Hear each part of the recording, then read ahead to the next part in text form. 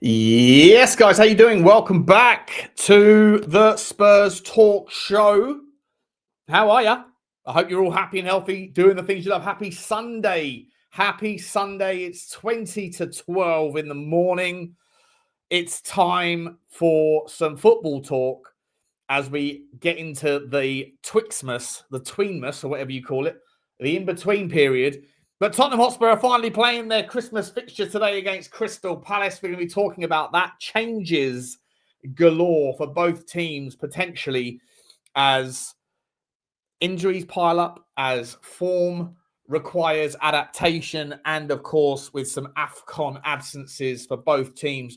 It really does shape up to be an interesting fixture at Selhurst Park. It's going to be a cold one. It's going to be a really cold one. I've taken the dog out this morning already, and it was rather brutal outside, at least where I am, out on the golf course there. So not for the faint-hearted. But listen, it's going to be an interesting game. We'll talk about that in the second half of the show. Start things off, we're going to talk about some transfer news, views, and clues. The reaction to this story about Leon Goretzka is rather interesting. Almost going on with this hood. It's even more interesting. How are you guys? How you doing? I hope everybody's capable of smashing me some likes, hitting some subscribe buttons, and doing some notification bell button squeezings. And of course, don't neglect the comment section where you guys can let me know what amount of waffle on a scale of 1 to 10 I am talking today. Let's find out how people are, and let's get straight into it. Big up to Johnny Boy Howard. He says, morning, Sean, morning, chat. Vendetta says, someone posted this about Frank's situation. If we get on the wrong train, get off at the nearest station. The longer it takes you to get off, the more expensive the return trip will be. Yeah, it's a good analogy. It is a good analogy, but it's also very expensive to get back immediately. And if you do that every single time, then you're going to be broke very, very quickly. It's about getting on the right train, isn't it? Listen, I don't think, I've said this a million times, I don't think that Thomas Frank is the guy. I was never particularly on board him. It was a side grade, I think, is the phrase that I learned from Polish Michael. A side grade, not an upgrade, not a downgrade, but a side grade. And I'm not a fan of his football. Certainly not a fan of his press conferences. I wasn't a fan of Ange's press conferences for somewhat different reasons. But yeah, and I think that, you know, when shit's going the wrong way, I think you need to invoke some sort of leadership like charisma to kind of manifest things into the right outcomes, even if you're struggling with regards your form, your fitness, and you haven't had enough time to implement any particular style of play, which I don't buy at this stage. It's too long now. Then you at least need to have someone in charge that can like a rally call, you know, saber rattling, that sort of thing. And Ange Postecoglou had that for the final. He had that for the semi-finals of the Cup. He didn't really have it in the Premier League. Thomas Frank, to me, he's not the sort of guy that I'd go to war for. I don't think he would give a particularly inspirational speech. And I think that's the sort of thing that you need before you go out to battle in games like today, in games like Liverpool, where there was an opportunity to really step up. But look, I think it's just a very delicate situation with regards to Thomas Frank there, Vendetta. You know, I feel like you sack him now. We're about to find out that Paratici is going to leave to Fiorentina. We've already lost Matty Wells, who has gone to his new place and promised all of the football that he wanted to play at Tottenham but wasn't allowed to, clearly. And you've got a current guy at the helm who likes to spend more time talking about the fans and calling out the fans for their, you know, you're not a real fan if you don't understand how difficult this is. You're not a real fan if you don't understand, or if you're criticizing or critical or frustrated. Only the real ones, they get it. They get why I'm failing. You know, I don't think he's doing anything at all to ingratiate himself with the fan base. But at the same time, I don't know where you go from here right now. We're 3 days before the January window opens. We're already one man down in the directorship role, alleged, you know, for all intents and purposes. And I think you would. I mean, look, you're never going to know either way. You're never going to know both realities, right? You won't know what might have happened had you sacked Thomas Frank, but you didn't. And you're not going to know what might have happened had you kept with Thomas Frank, but you sacked him. But I would just, my gut instinct says if you keep him, then he's not the right guy for the long term. But there'll be a lot more options available for them in the managerial market in the summer after the World Cup. But you could be having those conversations with the managers now, saying, look, your time is probably going to be up at the international spot, right? So you haven't got to kind of wait until the tournament's finished in late July before you know if you can speak to someone and whether they might want to do it. You can have those sort of conversations now and say, look, this is the succession plan. Are you on board it? And then I think that there'll be lots of options in that regard. Lots of options. Maybe international managers that want to come back to club football. Maybe Thomas Tuchel. Maybe Pochettino. Lots of them, right? Lots and lots of players. Lots and lots of managers, rather. But yeah, I think that if you sack him now, you're going to have a lot of problems, Vendetta. I really do. I think you're going to basically crucify any chances of people taking the club seriously with bids. And we've got to talk about some of those transfer news views and clues, because I'm absolutely astonished by the reaction on Twitter to the prospect of signing Leon Goretzka. I'm astonished. It's like they think that because a player is no longer suited to be playing football regularly for the third best team in European football, maybe top 5 in the world, that they're not good enough for us. And a lot of these tacticos that are out there that, I doth tip my hat to them. They clearly spend a lot of time thinking about football and understand the game. They're more of a student of the tactical side of the game than I am. But that doesn't necessarily mean that their opinions on players are more valid than anybody else's. With Leon Goretzka, I think I need to at least acknowledge their concerns, and we'll come to that in a second, because I think that there are some valid points within their dismissiveness of the idea. But I think they're also wildly overestimating our position in the market, our position in the pecking order. I think they're wildly out of sync with the reality of where we are versus where we could be, and what role that Leon Goretzka could play, and players like him, in the pursuit of something more stable, where we can, as a building block, like a stepping stone towards something better. And I also look at their other takes on things that we do have close control over, close enough monitoring of. Like some of these guys that are the tacticos, they spent all year telling us that Polina was a terrible signing, and he hasn't been a terrible signing. He's been our best midfielder, I think, our best midfielder over the whole season. For the most part, for the first 3 months, everybody was delighted with Polina's contribution, and these guys have been against that style of midfielder since he arrived. And so, I might not watch Bayern Munich as much as I watch Tottenham, but it's not like I don't watch Bayern Munich play often in the Champions League and stuff. And so I do have an opinion on Leon Goretzka, and I fundamentally disagree with their take on it. But we have to talk about it, because the Twitter sphere has just gone into it's almost like a universal agreement on Twitter that this guy's washed. And he's not washed. He's 30 years old. He still plays international football, right? He keeps out Pascal Gross out of the German team every week. He plays alongside Pavlovic for Germany. He's been he may not be the same superstar that he was 4 or 5 years ago, 4 years ago, whatever, when he was considered a world-class player. But for what we're looking for and the relative improvement that he makes relative to Pape Sarr, I mean, what are we doing here? Archie Gray, what are we doing here? Even Lucas Berghvall. And these tacticos also tell you that Archie Gray is going to be one of the best players in world football in a couple of years. So I don't know, you take it all with a pinch of salt. I think some of the arguments, some of their concerns are valid. I think a lot of them, though, are born out of some sort of idealism that Tottenham Hotspur are miles ahead of where we really are. And I think that Tottenham Hotspur right now is a very average, very, very much struggling entity of a football club. And players like Leon Goretzka could be the catalyst for a bit more leadership, a bit more professionalism, a little bit more of a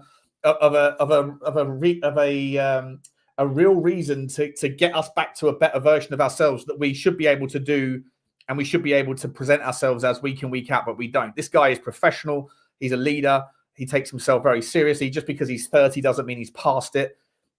There's plenty of players out there that are that are his age or older that are still considered to be at the peak of their own levels of fitness and at the top of the game. So we'll talk about that in a minute as well. We've also got stories about Omar Marmoush, who I basically dismissed this notion as a realistic. Look, I love him, don't get me wrong. I think we'd all love Omar Marmoush. He's an unbelievable player, versatile, can play in the 10, can play off the right and the left, but primarily plays as a 9. I've sort of dismissed it as completely unlikely because, you know, he's number 2 behind Haaland, and Manchester City are in a title race. And if there was something to happen to Haaland, they'd need him to come in. So this notion that Pep Guardiola will sanction his sale is laughable to me, as is the fact that he's earning 350 grand a week or something like that. You know, so he's not going to come to, even if there was some chance that he would leave Manchester City, he's not going to come to Tottenham, is he? Let's be honest. And certainly there wouldn't be a loan deal. Let's find out what else is going on with the chat, and then we'll get into it. Tony Rodriguez, big up to you. He says, big up Sean Guest in the chat, big up to you. Mike Pepper, he says, over to you, Nick. Let's see the colour of your money. Yeah. We saw the colour of someone else's money, didn't we? That DJ, the Tech Bro DJ. By the way, forgive me. I know I'm 9 minutes early, but it's Sunday, and I haven't had a drink all Christmas. I've lost weight over Christmas. Can't believe it, because I've barely eaten anything, and I've cut down on my alcohol massively. So I'm just going to enjoy today. You can judge me all you want. I don't care. Sean Hurl, that Sky interview. What Sky interview? What are we talking about, Shawnee? Let me know. Give me some colour, mate. Give me some colour. Morning, Cadders. Good health to you, mate. Good health to you, buddy. Good health to you. Get over to Rabbit Hole Ramblings as well. Fantastic show. Yeah, appreciate that, mate. If anyone hasn't already subscribed to the Rabbit Hole, I'll put the link in the chat. It is fun. I'm trying to get to 1,000 subscribers because then it can be monetized, even though I think it will be shut down very soon. But if you haven't already, even if conspiracy content and news content and like how the world works and all that shit is not your thing, any support, just hitting the subscribe button will go down a treat. Appreciate you guys. Appreciate you. Graham Hill says, good morning, Sean. Big up to you, my man. Big up to you, James, as well. Are you guys getting the Tai Chi walking ads? So annoying. Get yourself Opera. Just get yourself the Opera browser. Free browser, and it has ad blocker inbuilt in it. In fact, don't do that, because that's going to hurt my my monetization. It's going to hurt my monetization. Big up to you. Free speech, to be honest, is 10. 10 what? Oh, hang on. Danny's calling me. I can't answer it. I'm my phone. Where's my phone? Sorry, Dan. 1 second. Sorry, mate. On a stream.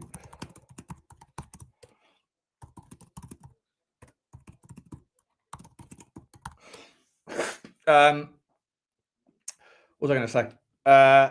Mark Lambert's in the house. Big up. Merry Christmas to all from Oz. Big up to you, Marky. Good to see you, my man. Hope Australia's treating you fine. Let's hit 100 likes in the next 10 minutes. Let's get on to it. There's 400 people here. Let's be on 200 likes. Just take your shoes off. Smash the like button. Big up to you, Kate. Big up to you, Kicks. Big up, Derek. Big up, jumper, a Christmas gift. Sure. No, do you know what? I bought this like a year ago when I was going through the hack. Right, it's still happening, but I've stopped sort of even bothering to kind of fight it.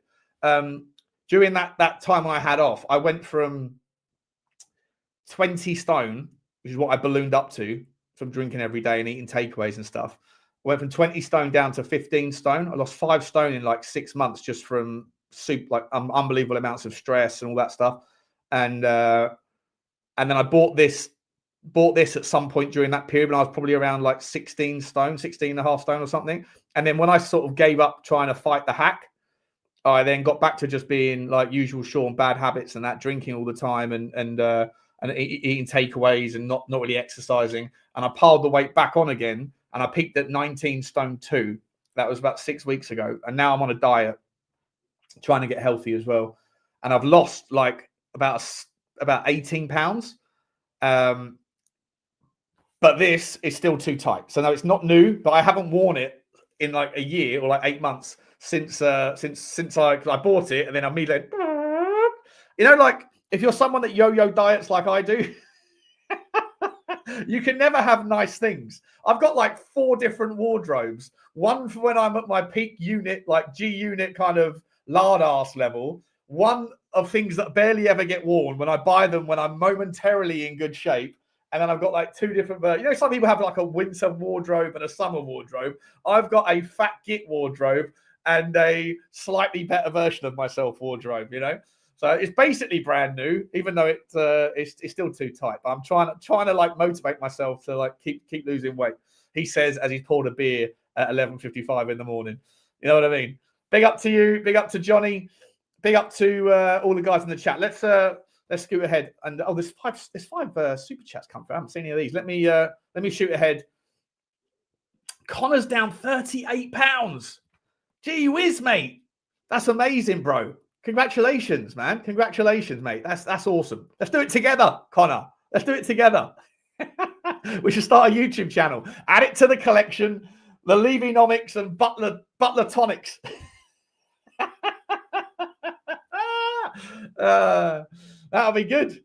That'll be very, very, very, very good. Let's get some super chats done because you're all very awesome for sending them in. Ulrika Car has started the super sticker train, and we've choo for you. Big up to you, Ulrika. Choo to you, miss. Thank you very much indeed. Really appreciate your support. Enjoy your evening, Sunday evening over in Australia. Shawnee Hurl, big up to you, Shawnee. Congratulations on a wonderful name. As always, mate, your mum and your dad gave you the best name in the business as well. Very, very cool, mate. Hopefully I'll see you at the Tottenham Stadium soon. Ulrika Ratata Ulrika Kaka has not only put in a super sticker, she's put in a super chat saying, smash the like button, peeps, and drink gin. Drink gin, baby. G&T.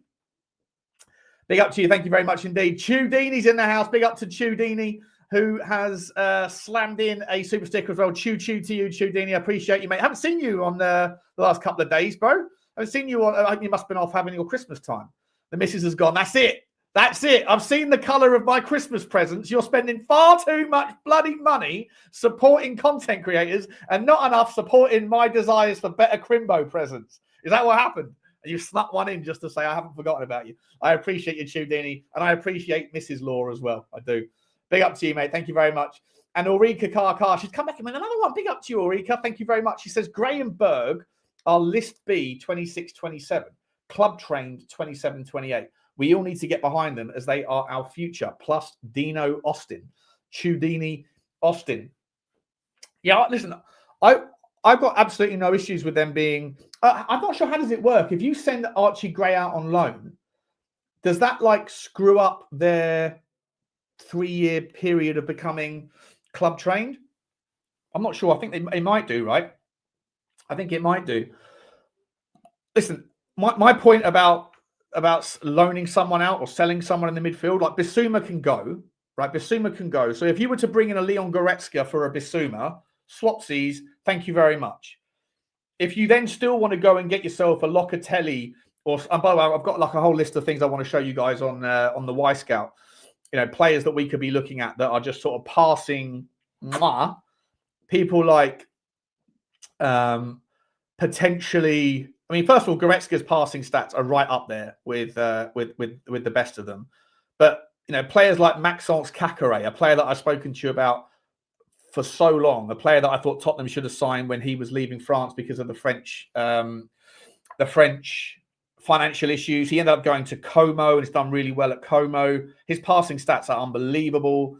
And if you're looking for a passer, someone who can control the tempo of the game and can get the ball from A to B very quickly and very accurately, players like him, players like Alex Garcia of Leverkusen, who'd be quite a relatively cheap option, who's a really, really interesting player who usually would play alongside or instead of Ezequiel Palacios. But Ezequiel Palacios is obviously injured at the moment and has been for a while. 1 second, guys. Sorry. I'll use 2 seconds.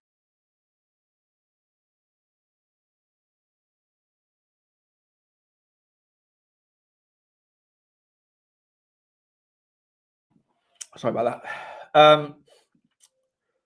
Like there's other passers out there that you can go and get, right? Or go and get me an Edison for 60 million or whatever else, right? Dan wants to come on. Let's have a look. See, I can send in the link. send a link to Connor as well if he's around. Where is he? There he is. You fancy coming on as well, Connor? Tell us what your secret is, mate. It's a lot of weight you lost, bro. It's a lot of weight. Is that just eating less or exercising more? What is it? Let me know the secret, bro. And how long you've been doing it for? It'd be great if we could both turn into chiseled six packs by the time next season starts. What will happen first? Yeah, Manu Kone, what a player he is, what a player he would be. We should have signed him. I did a video about him in the summer of, was it the 23-24 season or the 24? I think it was going into the 24-25 season. Might have been, but then I was getting hacked then, so I don't know if I did it then. I did a video like the top 10 midfielders that Tottenham should look for. They included people like Amadou Onana of Everton at the time, now Aston Villa. Manu Kone was on there. The guy who went to Manchester United from PSG, whose name escapes me right now, who's not actually hit the ground running as much as I thought he would at Manchester United. But yeah, Manu Kone was on that list. Villa are a good team. Catchy electro music. Yeah, they are a good team. Very good team. I actually think Manjaro. Yeah, are you on the Manjaro jab? What will happen first at Spurs? What will happen first? Spurs winning the league or Sean getting a six-pack? Mate, I had a six-pack in 2014, 2015. There's a picture somewhere on one of my memory sticks. I've got like 500 memory sticks because when I was getting hacked and that, I was trying to find all my data and content, but I was shutting down all like Facebook and all those things. And I've got a picture of me when I was in Australia. I was 31 years old, and I went to live in Melbourne before I ended up doing what I was doing for work. For the first couple of months, it was their summer, and my best mate, who I met a long time earlier in San Diego, he lived in Melbourne, and he put me up. And he was a male stripper. He owned the biggest male stripping agency in Australia, and he said to me, "Oh, you should you've got a personality that would go down well with topless waiting." And I was like, "Mate, I'm not doing topless waiting." He's like, "You'd fucking love it. You'd absolutely love it." And so I did. And before I got myself in that shape, I had a six pack. And I'll there's a picture out there somewhere in one of my videos. I'll show you guys. It was only 10 bloody years ago. People say like, you put on a few pounds over Christmas and people go, "Cool, you had a good Christmas." I had a very good COVID. Swallowed a life preserver and pulled the ripcord.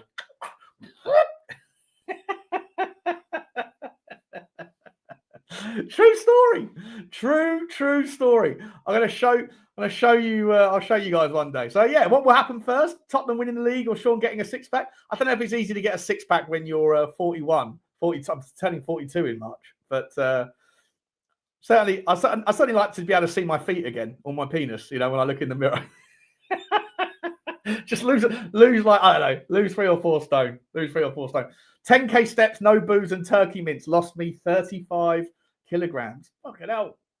That's a lot. What's 35 kg? It's 2.2 pounds, isn't there? So that's like 70, what's that, 80 pounds? 77 pounds, 78 pounds, something like that. That is a lot. 75 pounds. So what's that? 14, 28, 56. It's about 5.5 stone. Fucking hell, Scott Spur. Big up to you, my man. Big up to you. Yeah, I've been been celebrating since 2014. Yeah. 125 pound down this year. Wow. It's like my Bet365 account. Oh my God. Anyway, let's get back to some football, shall we? Connor can't join. Be good to see him. Good to see him. I think Danny's going to join us. So we big up. Manny, you want to come up? Manny wants to come on. Well, he might want to come on. Let me put it in the hang about. Where's the link? Where's my Spurs Talk Show thing?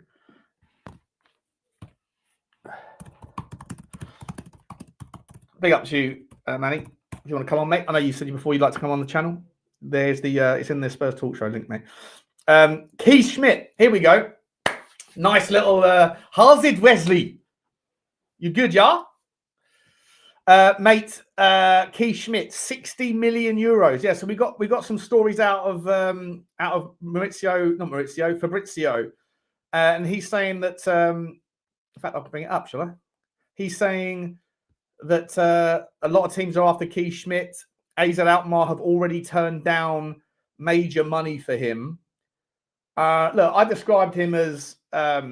He looks to me like he's going to be an absolute.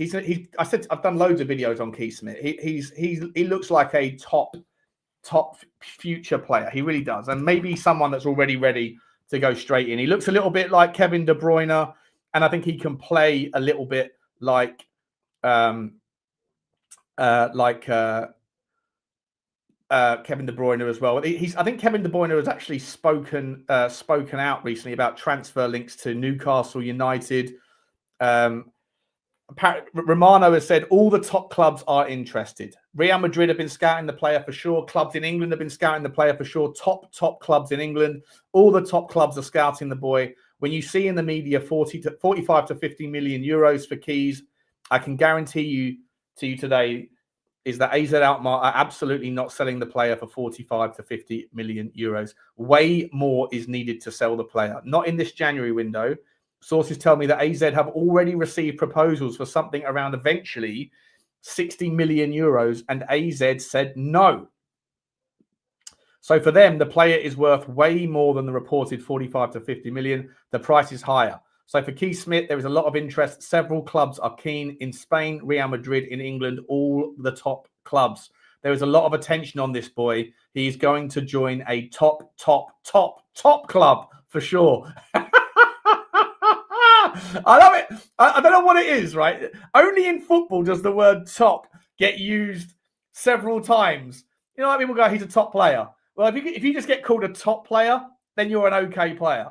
If you get called a top player, it means that you're punching. A top player. That like double top means it's like, I don't know, like a darts thing. A double top means that you're it's a finishing sort of standard. However, Romano has just gone the quadruple top club for sure. At this stage, it's still not a deal for the January transfer window. When Schmidt himself was asked, he was spoken to by the Dutch outlet The Telegraph. Schmidt said, he was asked how long is he going to stay at AZ, to which he replied, I think 6 months or a year and a half. After that, I hope to have made a good move. 6 months or a year and a half. That's weird. So, yeah, he's not looking to leave right now. He wants to leave either next summer or the summer after that. Let's find out how Danny Boy is feeling. Danny, how you doing, mate? Good to see you. Yeah, I'm all right, mate. Already been up early this morning, been out, walked the dog and that usual stuff. Yourself? What dog have you got? Rottweiler. Oh, nice. What's the boy or girl? Boy, purebred. So gonna make a bit of money off of that soon once he's ready as such. I mean, he's about, what is he now? 13, 14 months old, I think. About that, 13. And got the paperwork for it. He can be quite exciting as such before he calms down as such. He does like to get excited when you walk in the room, and then you have to calm it down. It's not like when you got the little dog, you can just push him away. Then when he calms down, he's perfectly fine. Very cool, man. Very cool. How are you, mate? Are you looking forward to today's game? Can't really say I'm at the moment. Can't really say I'm looking forward to any Spurs game at the moment, but it's a game we got to win. I think it's a game we can go and win. I don't see why not. We're away. We are playing better away than at home, aren't we? And I do think Palace have been slipping a little bit. So we've got to go for the win here. A lot of absences as well. Like a lot of it, and even Mateta's playing with like a bum knee. I think they're going to have half their team missing. They played twice, or they played since we last kicked the ball. They played later on that Saturday evening, and then they played midweek against Arsenal. So, chances are that we should be a little bit fresher, but we've obviously got our own issues. No Xavi, no Romero either. So it's a tough game. Tough. Double tough, yeah. Double top and double tough. They definitely went for that cup, wasn't it? I think that cup was their priority. That cup game was definitely a priority one they went for. Yeah. I mean, they're sort of becoming a cup team, aren't they? Which is fine. Let me ask you this: how do you feel about Tottenham focusing more on domestics, like doing enough to stay competitive? But if Tottenham had, like, I don't know, Newcastle in the league, and on the weekend, and then midweek you had the FA. I know the FA Cup is obviously the first few rounds they have their own dedicated weekend, but just as a concept at the start of the season or whatever, just making sure that you prioritise cup football more so than you prioritise Premier League football. Where Tottenham are at right now, or do you think that the fans would never satisfied, would never settle for that? You're never going to satisfy everyone. Look, the point I'll make to it, it's a point a lot of people don't actually like, but if you've got owners that want to build the club, that want to take the club to the next level, unless you can get fourth place and a cup, the cups are irrelevant. Now, it's all good to win a cup. I want us to win cups. I want us to win FA Cups, League Cups and that. But where does an FA Cup or a League Cup actually take you? If the owners are willing to spend the money you get in, if the owners want to build the club, then you need Champions League. And that's all there is to it. What player is going to come to Tottenham for winning the FA Cup 5 years on the trot but finishing 8th, to Tottenham finishing 5 years in the top 4 but winning nothing? You're going to get the player comes to you because you've been in the top 4, aren't you? So the cups do mean a lot, but to build, you need that top 4 more than you need the bloody cups. It's sad, but it's true. Yeah, I agree. I just think it's always the case that people want what they don't have, right? Like when Tottenham were finishing 4th every year, people got a little bit like, I want a cup. I want a cup. A cup is more important than top 4 all day long. You win a cup, but you do so at the behest of the league, and people then are furious with that. People are never happy. People always think the grass is greener, and people basically want everything. Right? They want us to win. They want us to finish top 4 and also win cups, which we were close to doing in the Poch era. But for me, I just think it's the human condition. Whatever you're not doing is what they want you to be doing. When we were buying players that were not kids, we were like, well, where's the new superstar wonder kids coming from? Then as soon as we started buying them, people were like, where's the experienced players? Now we're being linked to players that are 30 years old, and people have got a problem with that. It's whatever we're doing, people are unhappy with. People should think we should be doing something else. You know what I mean? It's like that thing you always want what you haven't got. And I'll just relate to what I said again. I'm not saying cups don't mean anything, and I want Spurs to win cups. But the sad thing is, on the business side, the FA Cup and the League Cup won't get you to the same places that finishing in the top 4 will. It won't get you the same sort of money.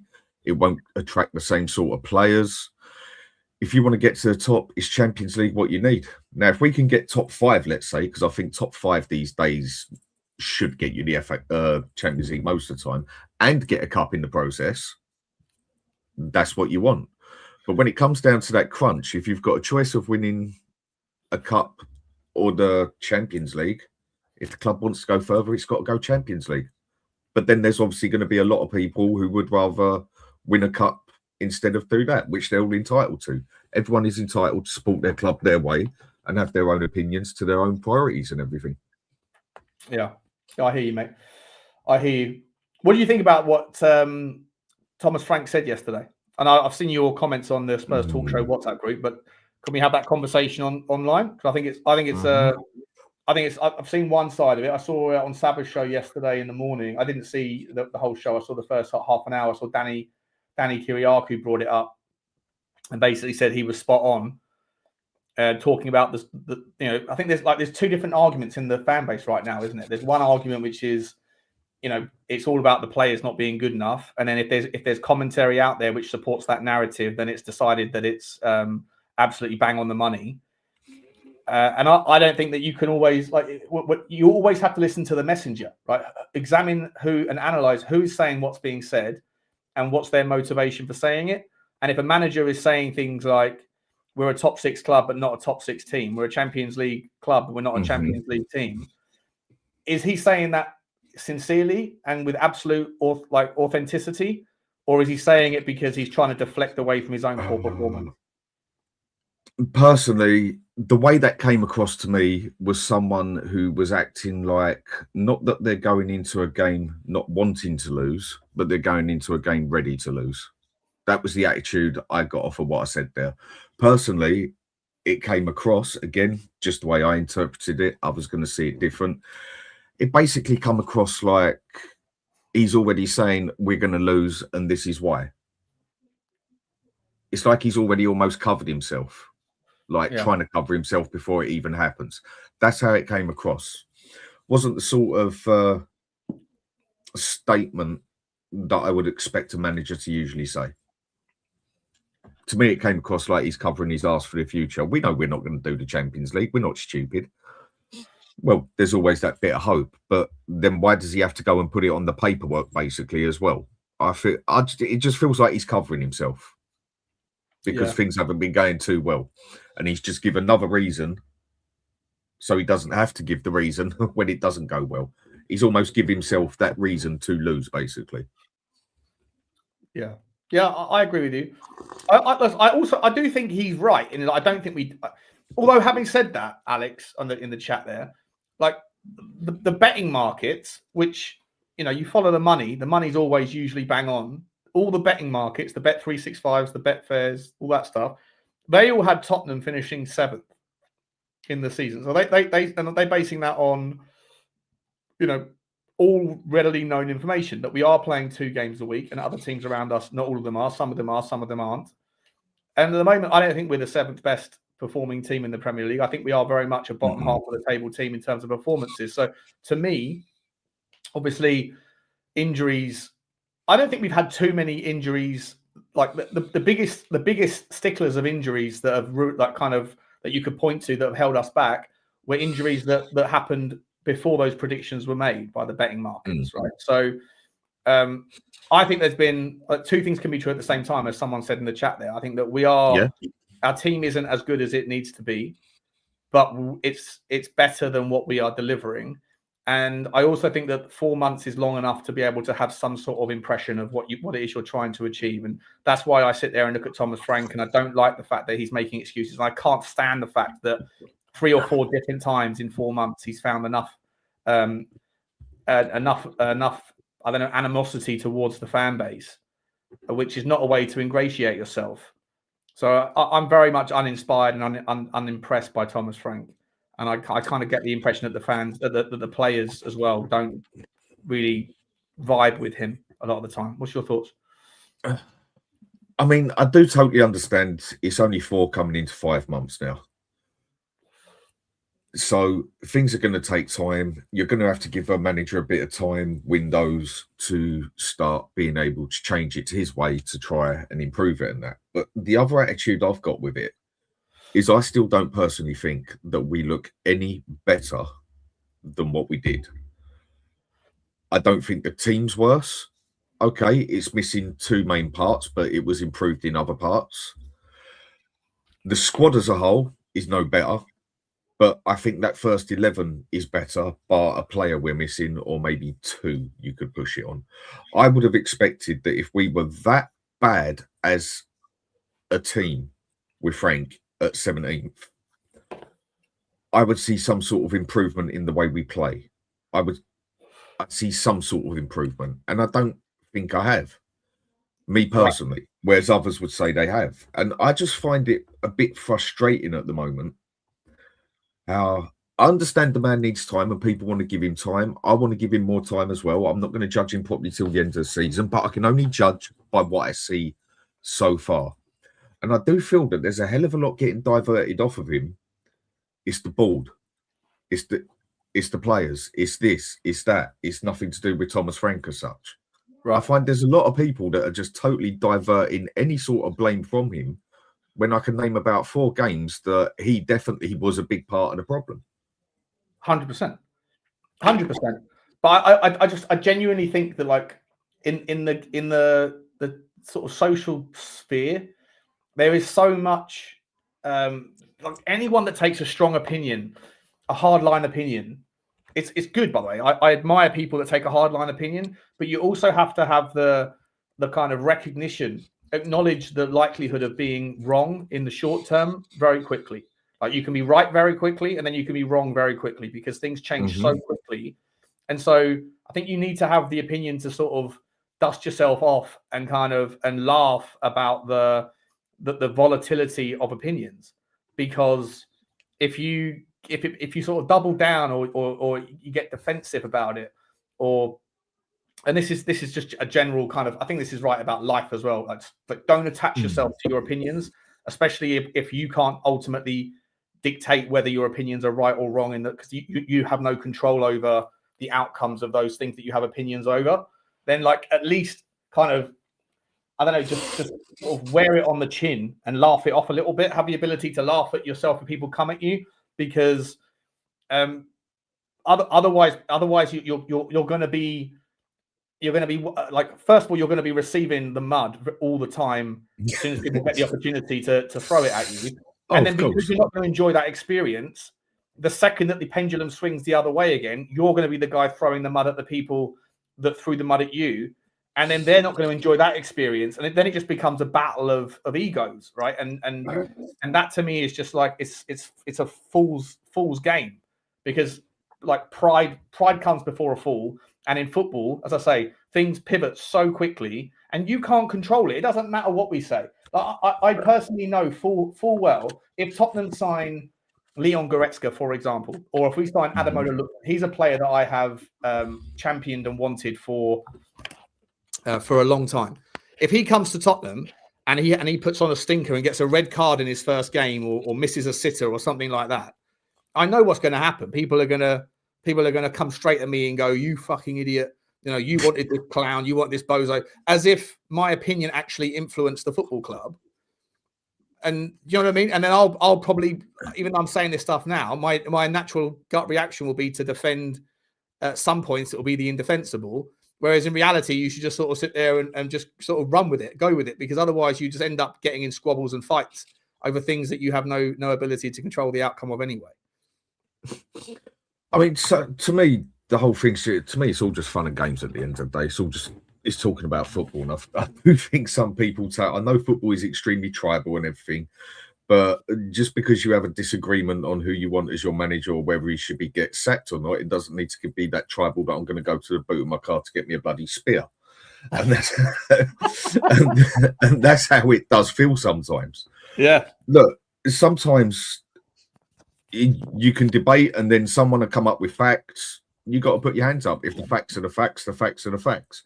But when it comes to opinions, you're both entitled, or all 3 or all 5 of you are entitled to your opinions. And sometimes you've got to agree to disagree.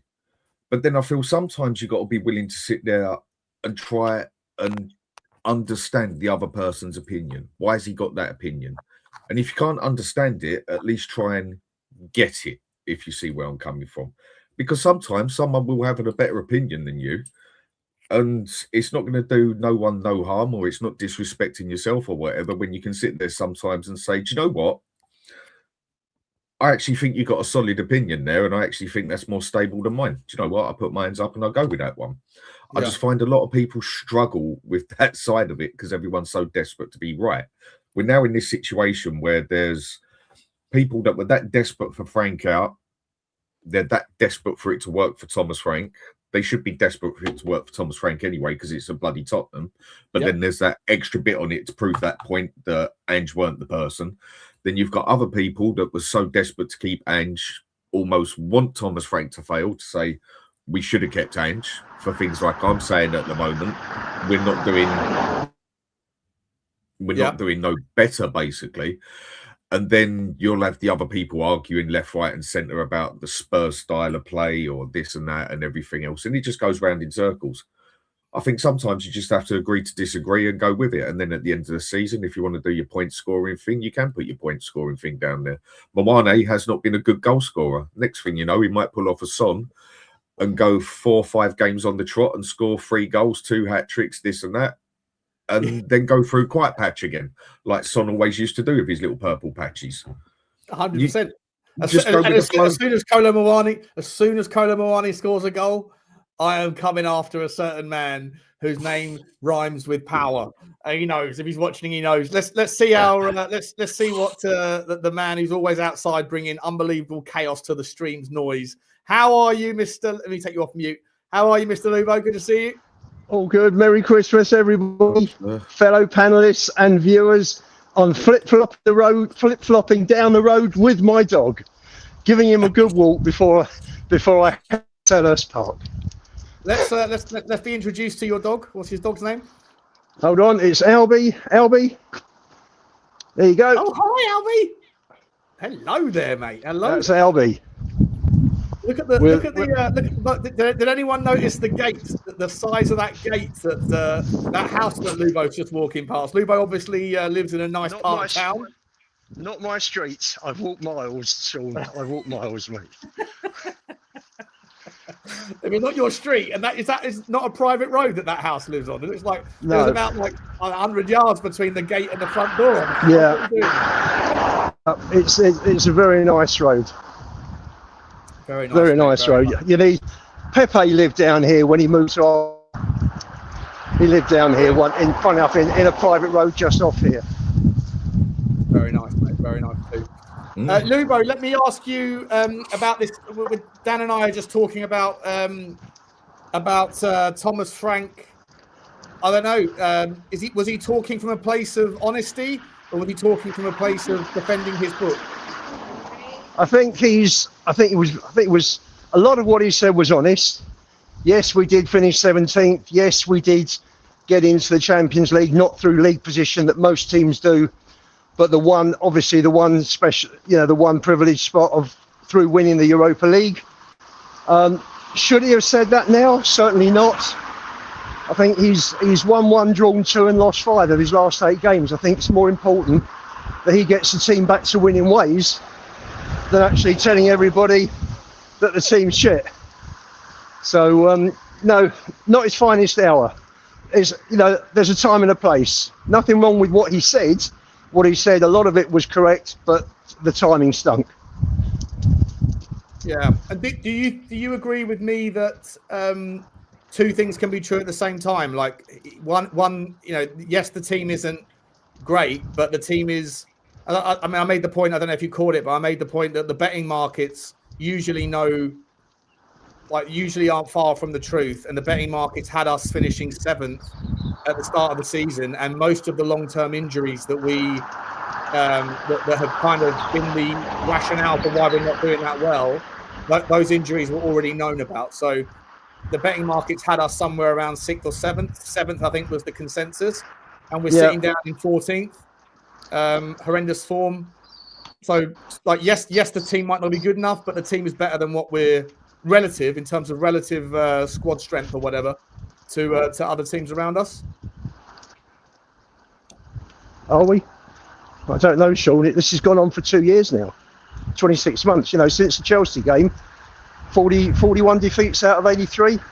I mean, okay, if Ange did throw the last 12 games of last season when he lost 9 of them, we've still lost 32 in just over 2 years. So I don't know. For me, I'm really disappointed. I think with Frank, he's an average manager. I think he's made good selections, like the way he's set up away from home. I think we've had some good results. I think he's far too negative at home, the way he has been setting up to recently. I think he's an average manager with an average squad in an average mid-table position. I think we are exactly where we should be, maybe 2 or 3 positions above. But when you've got players who can't keep the ball, I mean, we've lost possession more than any other Premier League team. That's not down to Frank. That's down to a player misplacing a pass. But why are passes misplaced, Lubo? Well, I was always taught it's the guy on the board. It's his responsibility to make sure the pass gets from A to B. Listen, we've looked at it. It's been poor. I'm going there today. Which Spurs is going to turn up? Are we going to see the team that turned up at Man City or maybe at West Ham, or are we going to see the team that turned up against Chelsea and against Arsenal? Nobody knows. No one knows. These players are so inconsistent, Sean, that nobody knows what. That the bookies must earn a fortune out of Tottenham fans putting money on the team. And that's for me. Last question for now before I bring Dan back in, and I'll put you on mute, Lubo, just to black out the background noise. Yeah. Inconsistency, fair enough. I'll give you that. But you know what builds consistency is confidence in your decision making. It's confidence and understanding and wavelength and communication and all of the things that make a teamwork work, where the sum is greater than the parts, is people that understand the role that they're asked to play. People understand if I've got the ball here, then the other guy's supposed to do this. And if that guy's doing that, then I need to do this to fill that space or whatever else. Yes, passes can be misplaced just by mistakes, but I think mistakes are amplified by a lack of confidence, and the lack of confidence starts with a lack of understanding or belief or a lack of, like I say, wavelength, just being able to predict where people are going to go. And I think too many times this season I've seen Tottenham pivot from one system to another, from one team sheet to another, and that lack of continuity for me, it results in a lack of understanding, which results in a lack of confidence, which results in a higher frequency of mistakes. Would you agree? Yes, I think so. I think there are lots of factors that have resulted in us. We're nearly halfway through. Brentford will be halfway through the league season, and we're 14th. What could we be? 9th, 10th, 11th? Maybe. I mean, there's so much that's wrong. The whole thing's wrong, Sean, from the top downwards. Everything's a mess at the club. And for me now, to be honest, just thinking about, just looking at the club and where it's been, and particularly since Poch left, because there's a lot of talk about Poch for the summer. I've been one of those people. I'd love to see, for me, I'd love to see Poch back. Keep Frank. We're not going to go down. We're not going to win a trophy. Let's get through this season. Get Poch signed up early.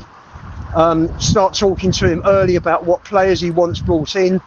There's no point wasting money. And for me, there's so much that's wrong at the club. We need a leader at the moment. Unfortunately, as bad as he was, for me on the football side, Levy was a leader. There doesn't seem to be a leader at the moment, and that's a problem. There's, they whisper that in my ear one more time. No, listen. Unfortunately, fair play, man. Fair play, Lubo. Sean, fair play, man. Fair play. Sean, he took every single decision. That was that. He didn't know how to delegate, and that was a failing. He was too much of a leader. So for me. I hear. I won't play the flip-flop song on that one. No. Listen, how I feel about him regarding the Lubo. Credit where credit is due. At the end of the day, fair play to you, mate. Fair play. For me, we can't even attract a Bournemouth player these days because of the way this club's standing has been diminished over 25 years. But we won't get into that, will we, Sean? But, we won't. No, coming back to what you originally said. There are a lot of factors. Is the job too big for Frank? I don't know. Has he been hampered by having some key players missing? Definitely. He came in the transfer window. He didn't align with Lang. My worry now is that Perisic is on the way, and that leaves us with Lang. Which doesn't fill me with too much confidence. And if that's the case, if you've got Perisic and Lang who are both together with Frank in the transfer and the player selecting team, then for me it looks like you've got a 2-on-1 situation. and quite possibly Vinay's backed the wrong horse. So I think, looking at it logically, for me, why would Paratici join? Stay with the team? Spurs have been very loyal towards him. Sign up, and then 3 months later, talk about leaving to go to Fiorentina. I'll tell you why, Ian. Go on. Because I keep saying that. I keep telling everybody that some people say it's a stupid saying and don't like it. It's a dog eat dog world, mate. Well, and there's your perfect evidence of it. But Spurs can always match Fiorentina in wages, Dan. I just think that if he's been undermined, and the Fiorentina chairman, who's a billionaire, he's worth a fortune. I think it's a bigger job he's been offered, isn't it? It's a bigger job he's been offered, isn't it? Yeah. It must be that he's just been offered it. He's the top man. Everything starts with him. He's running the football side completely. And I suppose he's looked at that and thought, well, if I'm in a fight here over players, I'm just surmising, but and if he's not being backed at Spurs by Vinay, then I suppose he's just thinking to himself, well, what's the point? What is the future for me here if I can't do the job that I was brought in to do? Which is why, unfortunately, all the others left. We had some great people like Paul Barber, Paul Mitchell, Michael Edwards, and none of them were allowed to do their job. And it seems that Levy's gone, but nothing's changed. So, I hear you. What's the point? Lubo, let me finish the sentence, mate, and I'll put you on mute for a second. So I want to ask Dan a couple of questions as well. The background noise is horrendous, but we'll finish your point, mate, and then I'll ask Dan a couple. I think the club's in a really poor state at the moment. I think it's in a real mess. Yeah, right. Stay there, mate. I'll bring you back in just a minute, okay. Mate. Dan, let me ask you about the Paratici thing, right? I think Lubo's right. And I said it as soon as he came in. I was like, this isn't going to work. And Vinay's really screwed the pooch here by not making a strong decision. I think most people, I think most people would have said if they had to pick one or the other, it would have been Paratici. Yes. Rumours that Paratici's unhappy because he wanted to bring Gabbanini back and that wasn't allowed. I think Lubo's probably right that there's a bit of a click and that Lang and Frank are more more on each other's wavelengths. But surely Paratici is a smart enough guy to have maybe smelled a rat when that deal was offered to him, like coming as a co-CEO, a co-director of football role. So I still can't get my head around why Paratici got on board it principally.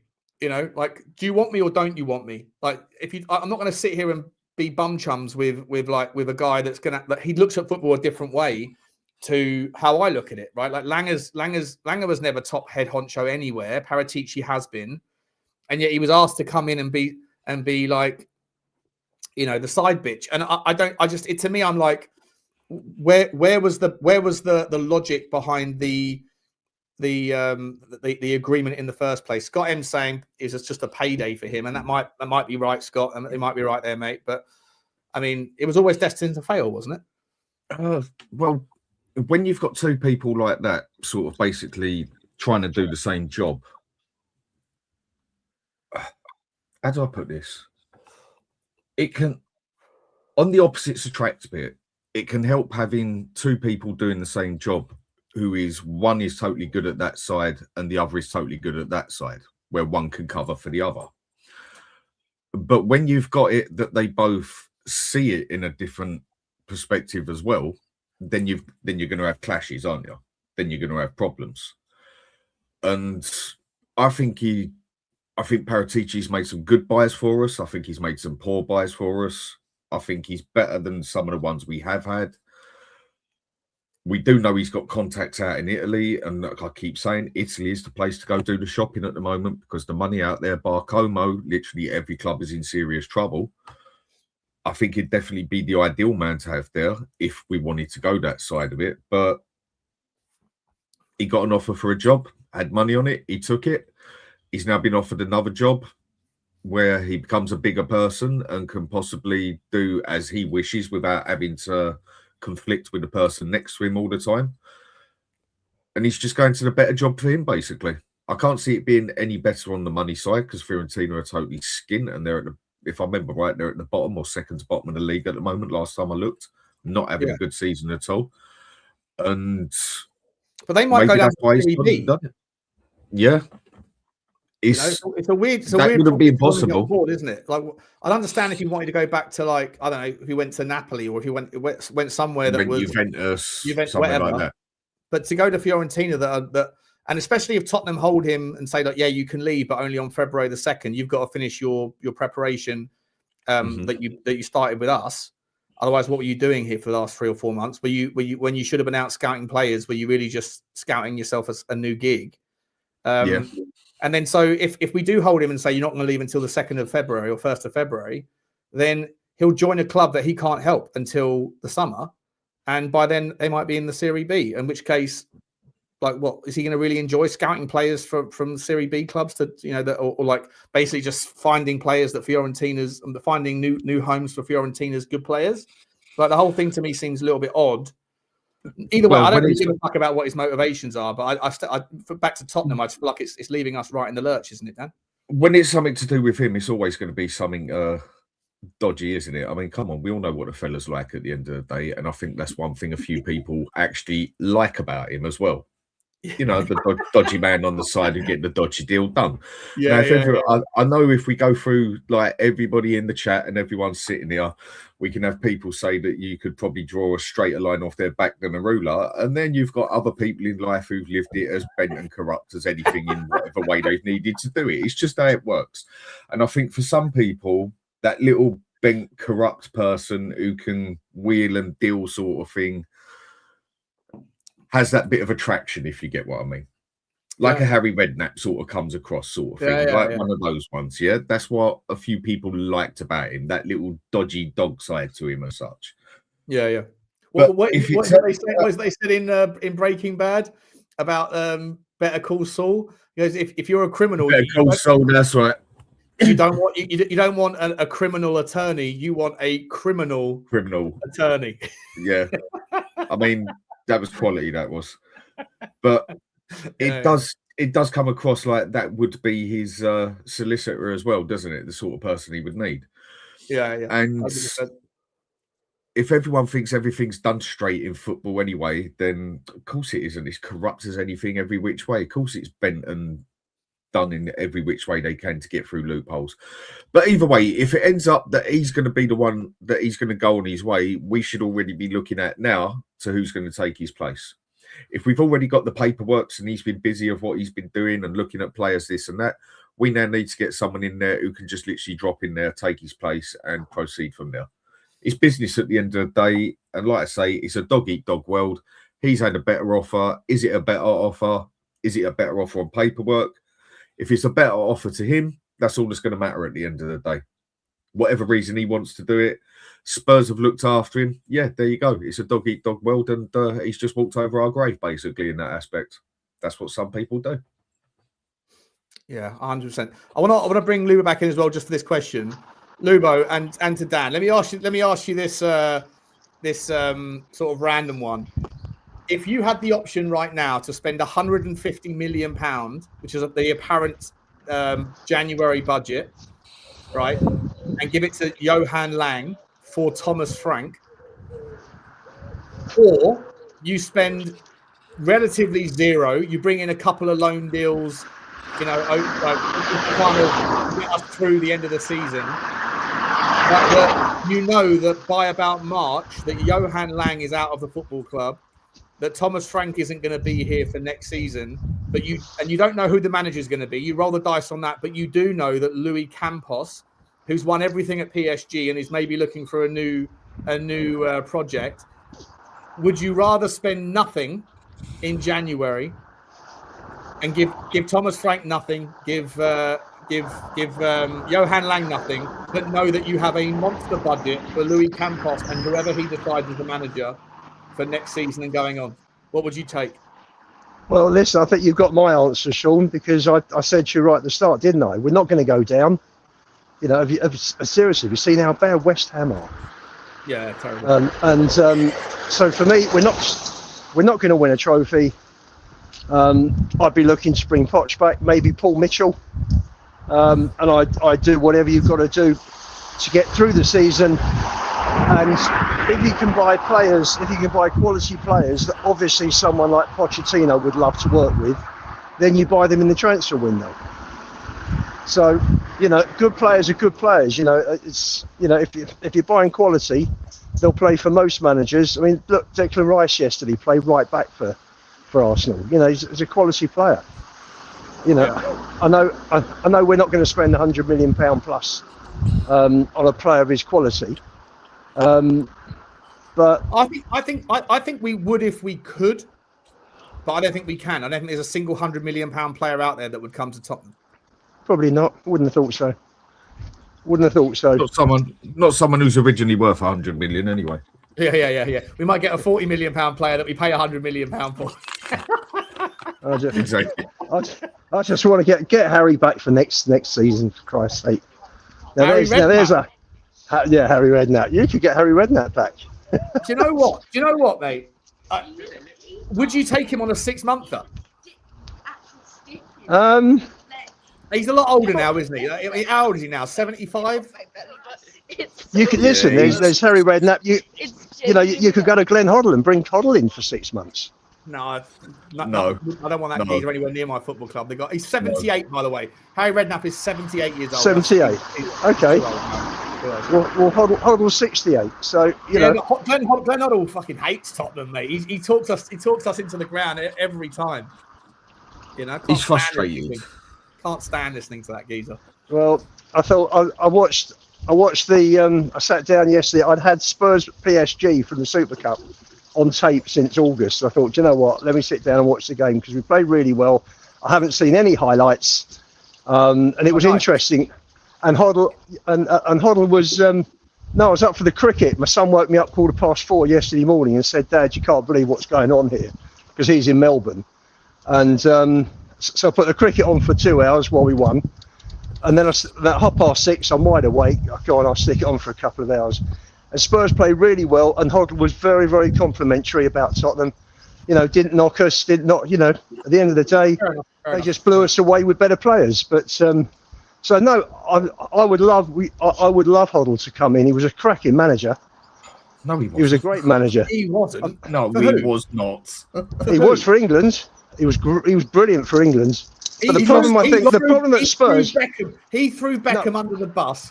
The problem before the final whistle was even out of the referee's he was taking interviews saying, "Yeah, it's like David Beckham's fucked us." Well, that's wrong. That's wrong. What do you mean? Oh, you mean is it wrong for him to do it? Wrong? Yeah, it was wrong for him to do it. Yeah, it was wrong. It was wrong for him to. You don't throw any player under the bus. But I think where Hoddle went wrong was, I was told at the time, every single transfer went through his agent's roster of players, Dennis Roach. Now, if that is true, then unfortunately that stopped us. You know, players like Dean Richards we got for $8.5 million. But again, he didn't.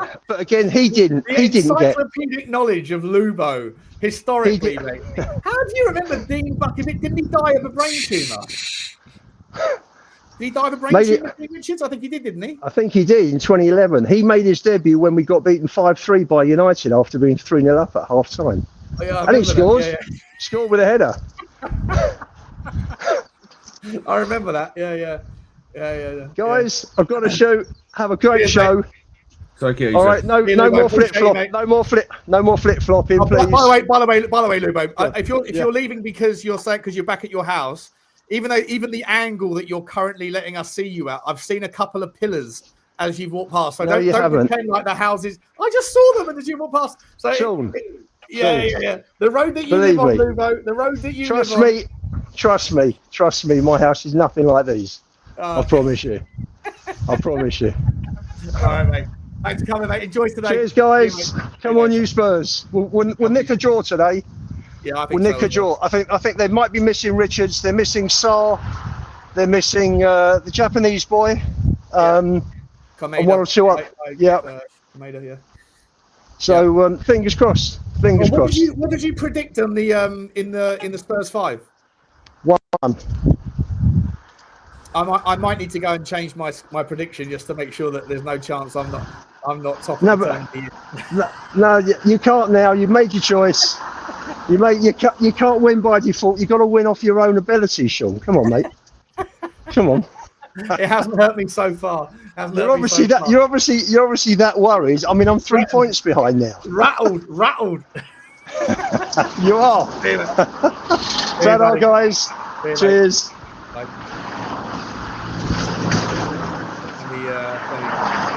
he's cut off, but he hasn't cut off. Oh, I kick him. Hold on. There you go. He's done now. Dan, I'll come back to you. Just let me catch up on these super chats, my man, and then we'll get back into it quickly. Tony Rodriguez, big up to you. He says, it's member for 19 months, Tony. Big up to you, man. Thank you so much for your loyalty, buddy. I really appreciate that. He says, Frank in, couldn't care less about the Ange lovers. Yeah, listen, I mean, look, I'm not Frank in. I'm not Frank out. I'm Frank, like, treading water. But I don't believe in Frank. But then I certainly was never an Ange lover. So I wouldn't say that everybody that's a Frank out was an Ange in personally, Tony. But I'm sure there's a lot of people out there that are because of the point scoring access. Big up to you, my man. Thank you very much for your loyalty, buddy. Mark Lambert's put in a super sticker. Big up to you, Marky. Oh, it's a super chat, but he hasn't said anything. Big up to you, man. Choo to you, Marky. Appreciate you, buddy. I hope Australia is nice and must be lovely right now, isn't it? Must be beautiful out there in wherever you are in the world, wherever you are in Australia. Let me know where you are, by the way. Daniel Field, big up to you, Danny. Big up to you, my man. He's putting a super sticker. Choo to you, Danny boy. Choo to the Clapham Junction of the audience. Always supporting via super sticker trains. Big up to you, my man. And Bookie T, he said, this isn't anti-Frank, it's pro-coaching. 4 months in, improvement should be visible, and it isn't yet. Completely agree with that. Backed Poch without trophies because he improved players fast. That's the difference. Listen, I think this, because it's a £10 super chat as well, I need to give it a little bit of attention here, Dan. I think that's the point, though, right? Like, I would, if there was something to kind of see from Thomas Frank and go, all right, I can back that part of him. I can believe that there is something there because of either what he says, what he's done, his tactical improvements, player improvements, something, but there is nothing. There is nothing consistent that is there to go, that's where I'm going to hang my hat and why Thomas Frank is the guy. There's nothing apart from defensive excuses, defensiveness, too many different iterations, and no discernible improvements of any players or any visions or patterns of play. Is that fair? Van der Ven, I think, is the one you can look at and say you've seen a significant improvement. But the reason you've seen the improvement is because he's been allowed to play another way now, basically. I mean, Savard was the one who started the questions off on it, and I totally agreed with him in the aspect of Van der Ven looks very good at what he's doing with Ange, down to his pace, having to come leg it back all the time. But could he hack it as a proper, basically borderline defender? And I think it was a fair question. And I think he's definitely proved he can. Mm-hmm. Apart from that, who else has done anything that you've seen improvement on? I think we've seen other players deteriorate more. Has improved? No, not particularly. I think he's played. I don't think he's played any better than what he did last season than what he played. I don't particularly think he's gone downhill, but I don't think he's any better. Porro has gone further downhill. Yeah, Porro's regressed. Romero's regressed. Danzo's not as good as he was last year. Not as consistent. No, I think I like Jed. I rate Jed Spence. I think he needs a. I think he's good. I think he's all right. Polinia's. I mean, we don't have a comparable, but Polina I think's been good. Bentancur's worse. Why he's been leaving Polina out, I don't know. I mean, I think it was criminal that he started. I mean, against Liverpool as well. Even though they'd been playing not good and they were there for the taking that day, that's the annoying part of it. Why the hell would he go and start Archie Gray instead of Paulinho against Liverpool? Have you seen an improvement in Archie Gray? I think everyone seems to latch on to anything good that Archie Gray does and says, there you go, look at the player he's going to be. But if it wasn't for the fact that I just look at Archie Gray and think he's a kid that shouldn't be playing yet, personally. we've had this chat a million times, all of us. I think you could say you've seen there's a slight improvement there because I've actually seen him have a solid 45 minutes. Yeah. But that's so literally. But that's because he hasn't played in midfield that much anyway to judge him off of that as such. So, but again, he does nothing that catches the eye on that. He should be out on loan. Berghvall, I don't think I've seen any improvement as such. He still does the same thing. He's good at getting the ball and running forward with it. But on the final third, 9 times out of 10, there's no pass, no shot, no cross. There's no delivery at the end of it. Other player, Kudus, I think he started really well. And now that we've been sussed out the way we're playing, he's regressed. Focus on Kudus. Get the ball over, pass Kudus down to Porro. There's their weak spots, basically. And we're cancelled out again. Yeah. I'm not seeing no improvements. If we were that bad, after 4 months, 5 months, I would have expected some sort of improvement. Yeah, I agree. I'm not seeing you haven't got to have been the... I know Sava's argument is 4 months. What do you expect? And again, I'm not trying to call out Sava here because I love him to pieces. But like, you know, just he had made up his mind on Ange Postecoglou after 11 games, and you know, so like fair's fair. Like if you're going to have that rationale for one manager, then you have to be a little bit consistent there with the other. And again, I'm not trying to trying to invoke anything, but like his point about like how long is a piece of string in terms of when should you have seen improvements. I'm not saying that you should see a player go from nothing to unbelievable in 4 months, and I'm also cognizant of the fact that there hasn't been that much time on the training ground. But over the last couple of weeks, 2-3 weeks, I think there has been. It's been more time on the training ground to do things.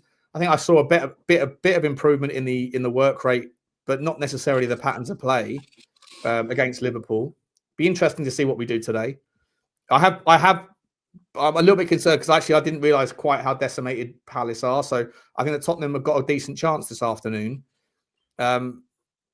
And I think they're meant to have only 13 players fit, isn't it? Overall, yeah, Palace are really struggling for their numbers. Like there's players that might be playing today that I don't even know who they are. I've not even heard their name before. So like, you know, we shall see.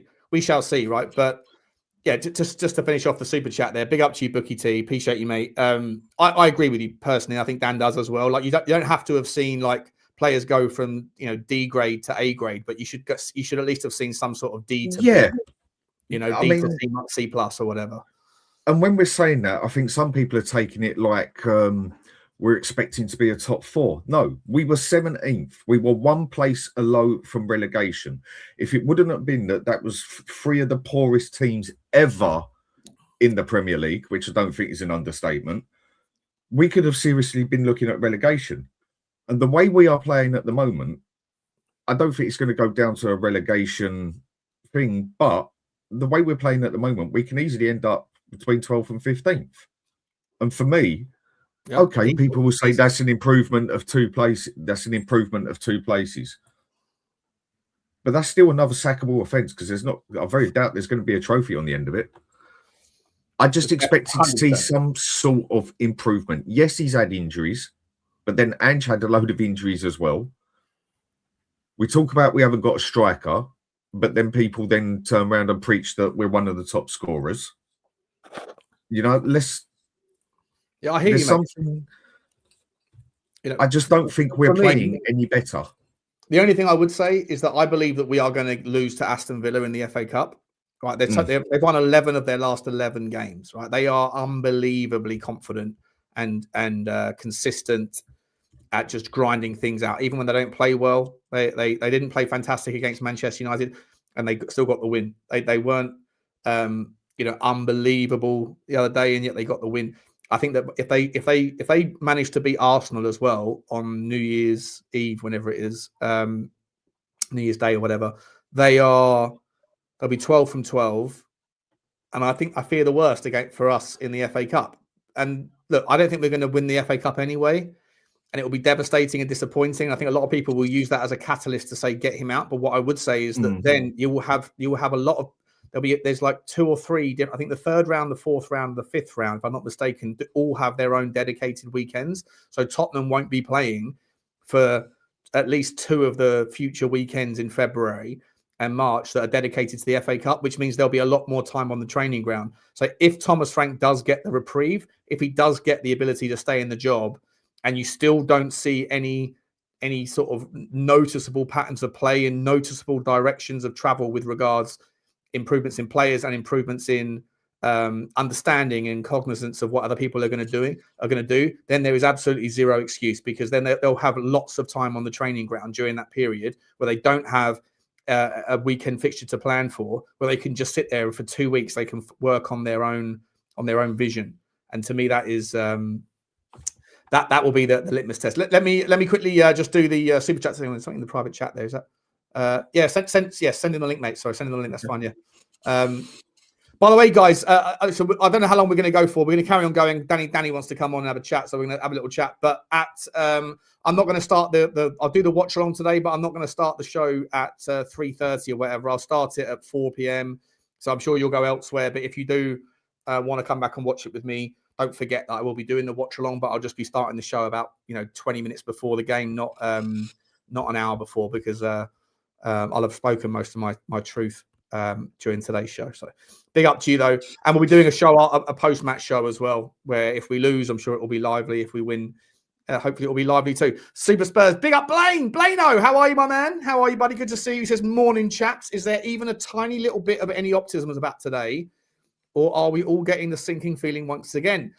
Do you know what, Blaine? I feel a little bit numb to it all, mate. Like I feel like the season's finished already, and I can't remember how many seasons in the last like, I don't know, 15, 18 years of my life.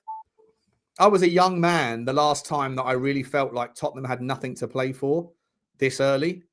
But I genuinely think that we have nothing to play for. We are not going to win the Champions League. I think we're going to be out of the FA Cup, and the Premier League is going to be about a respectful finish rather than... I have absolutely no hope that Tottenham are going to finish in the Conference League spot, let alone fighting for anything more. And I really hope that we're not going to get caught into a relegation battle. I don't think we will, because I think there's 3 teams that are just absolutely atrocious. I think the bottom 3 teams are going down. And that's our saving grace. If the bottom 3 teams currently were more competitive, then I think that we'd have a real problem on our hands. But do I think we're going to be... if we win today, do I suddenly get optimistic? No. If we lose today, am I going to lose sleep about it? I don't think I am. That's shit. It's not even the second half of the season yet, and the season's done for me. Dan, how do you feel about that, mate? What's your take? Oh, see, for me, unless we go and win 10, 12 games straight, we're not getting up there. I mean, just looking at the table at the moment, we're already joint 15th, and that's only on goal difference. And we can then become basically joint 16th if Leeds have a game, but we're only on the +3 goal difference. And if that happens, then there's the other side you can look at it. On the mentality side, this is one thing a few people speak about, that a lot of these players seem like they've got a weak mentality. If all of a sudden we lose another, say, 3 games, and then the others win a couple of games, are they going to be able to handle the pressure that comes up behind them? Because we don't seem to have a mentally strong team. But then on the other side of it, is all we need to do is win 2 or 3 games on the trot, and we're right back up there. It's a very tight table at the moment. Usually by January, our next game Brentford, isn't it? Our next game's Brentford after this, right? Yeah. So if we win today, we can go 25, which will take us to 11th. Look, I mean, it's still like... It's still very close. It's still close between like 5th and sort of 15th, I think is fairly close. I think Leeds, Forest... West Ham, I don't see Burnley getting out of trouble. I don't see West Ham getting out of trouble. I don't think Forest will get sucked into it. If Forest are still liable to get sucked into it, then so are Tottenham, really. Because I think Bournemouth have had a horrible, horrible run, but Bournemouth are a team that are capable of beating anybody when they get back into gear. Leeds, I don't think, are going to be outperforming Tottenham. So I think we're okay, but I don't think we're going to be pulling up any trees. And like you say, for us to get into like this sort of area, we need to go on a run. But these teams are also capable. Like Man United are starting to get into gear. Sunderland, they're struggling. They were always going to fall back a little bit. I mean, how Brentford at 8th is quite crazy to me. But like there's a lot of teams. These teams are all very inconsistent as well, aren't they? It's another thing again, though. I personally think this team is better than 14th, 15th. Yeah. No, do I think maybe I called us a bit too much by saying top 7. I think we're between the 7th and 9th. We should be in that top 10 part of the table at least with that team. So at the moment, we are not doing something correct. At the moment, very well, that's very obvious, basically. We've definitely got a better squad than Fulham. We've definitely got an overall squad. Definitely got a better squad than Everton. Definitely got a better squad. I'm surprised that Newcastle United are down where they are. That's wild to me. Like, their fans are just as concerned and confused. But they're in the semi-final of the Carabao Cup. I think they'll go on and win that. And for a team like Newcastle, that's a fantastic season, right? If they Newcastle have a great year in the league. They'll finish 4th, and then they qualify for the Champions League, and then they just they haven't got the consistency to play 2 games a week. So the season that they're in Europe, they struggle in the league, and then next year they'll do well again. But I think Newcastle will go on. I think Newcastle will do well in the. I think they could easily go and win the Carabao Cup this year. Do you think it's better off that maybe we just do finish 10th, let's say between 9th and 10th, a year out of Europe? And take the year out of Europe? Obviously, it's not going to help on attracting players, but then we go back to the point that I like to stick with of we need to start putting the money on the table and paying up, because you can attract players with money. Okay, there's going to be a bigger team that comes in and goes for it. You're not going to win that one, but you can turn heads with money. And it is the Premier League. It is also London. And this notion that there's always certain periods in time where certain positions are difficult and the market's dry. I think this January the market's dry for strikers generally. If you're going to sign them on 4 or 5 year contracts, the world is dry for strikers at the moment. Yeah, exactly. Right. There was an opportunity in the summer, and we didn't get on board it.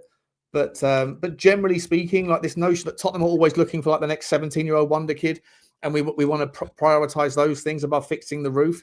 I'm like, well, what are we doing? Like, there's every single season there's going to be a 17-year-old wonder kid that we should be looking at.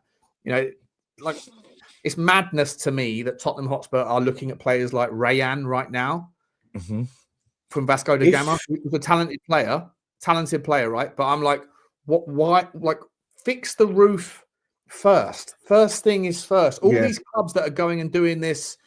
Now we're going to go and find this 16-year-old from Ajax or this 18-year-old from Brazil, whatever. Like, cool, but their first team is fine. Now they're thinking about tomorrow. We think about tomorrow before we worry about today. It's like I say, it's like, I think I gave big up to Michael's coming into the chat. It's like going to living on like some sort of crazy diet, drinking only water, eating only chicken and broccoli, hoping that don't worry. When I'm 55 years old, I'm gonna be really healthy. Right, but right now, you've only got a few good years left to go out and pull a worldie. So, like, don't ignore going out for a drink. Like, go and get yourself a fucking bag of gear. Go and get yourself a bottle of vodka and go and have a fucking good time. Because first of all, you never know, there might be nuclear war tomorrow. But more importantly, you still haven't got yourself laid for about 6 years. And you're worried about how you're going to look when you're 50, when you don't give a shit about what's going on in your 40s. And no one wants to marry a 50-year-old. People might be still interested. No, that's not true. That's not true. That's the other way around, Sean. You got to remember this. Men age like red wine. Women age like cheese. So when it comes, but then some people like moldy cheese, don't they? And when it comes down to it, a man can hit his brick wall and still attracts. A woman doesn't. And that's funny. So with that one, the last bit I'll add to that. I love Dan's analogies. What a couple of people have said on the side. I do agree with that. If we don't get into Europe, it won't help us in a lot of ways, but I just think it can help us in ways. Okay, we lose our best players, somebody said, and it's a very good point that they made. Who's this? Either way, they said we'd lose our best players. Who? The one we're going to lose, and I think he's gone at the end of the season anyway, is Van der Ven. If he's not going to do a new contract, I think he's baked potatoes. See you later, mate. I think he's gone. Because I personally think he's going to have a Bayern Munich on him, PSG on him. He's going to have a Real Madrid looking at him. Everyone's going to win. He's going to be looking at the big clubs, basically, whether we get Champions League or not. Apart from that, if we finish 9th or 10th, Who have we actually got to be bothered about losing? Are people going to tell me Romero? Well, if he's this world-class defender, why did nobody have him off for 70 million when it was pretty much clear that it was almost out there for the offer as such? Who is there going to be really that any big club comes in and gets apart from Van der Ven? Is someone going to come in and take Kudus? I very much doubt it. Is someone going to take in and take Maddison? No, because all he's going to take is one more knocking in, never walking in. Is anyone going to take in and take Kulusevski or anything else? There's nobody there really that has any attract to any big team except Van der Ven. And someone might take Romero if we put him out there for 40 million, which won't happen either. So if we do finish in the top 10, and it does give us that space to build as such, like it has with others, who have we got to be worried about losing who we wouldn't be worried about losing anyway? Yeah, I don't disagree. I think there's a couple of players that will sit there, and if we continue to fall by the wayside in terms of competitiveness, I think they'll sit there and say, I don't want to be here. Players like, I think Lucas Berghvall, who probably believes that he's going to become a world-class player, he might sit there and say, why am I struggling to get consistent minutes at Tottenham when I could struggle to get consistent minutes at a bigger club? Maybe Xavi Simons as well thinks he's too big for his boots. I'm not sure, but let me just finish these last couple of super chats, and then we'll bring in Michael and Danny. Big up to you boys for joining. Lenny Yardi, big up to you, Len. He says, I need to lose 28 pounds. So you, Shawnee, Connor, and me do it together. Hey, 100%, mate. I know I'm having a couple of beers today, but I've been very, very good over Christmas. It's been the most boring, restricted Christmas ever. I know Danny's lost a lot of weight. He looking good. And you, Danny? Well, big up to you, mate. Big up to you. I've lost. Thank you. I lost a bit, but still going. Still got a lot to lose, mate. I'm bigger than people think you are. I just hide it well, mate. Yeah. So Johnny always goes to me, "You're 18 stone." I'm like, yeah. He goes, you don't look 18 stone. That's because I'm 6'1" and I wear really, really baggy clothes. But listen, it is what it is. Paul Langley, big up to you, mate, for the super sticker. Choo to you, my man. Choo to you. Thank you very much indeed. Thank you to everyone for the super chats today. As a reminder, guys, we are going to be doing the watch along later on. But like I say, I'll be starting it a little bit later than most channels. So don't forget about me when we go live. Danny, welcome, mate. We're talking about, well, you know what we're talking about, mate. I mean, where do you want to? Yeah, what would you like to say? You wanted to come on? Any particular point you wanted to battle us on?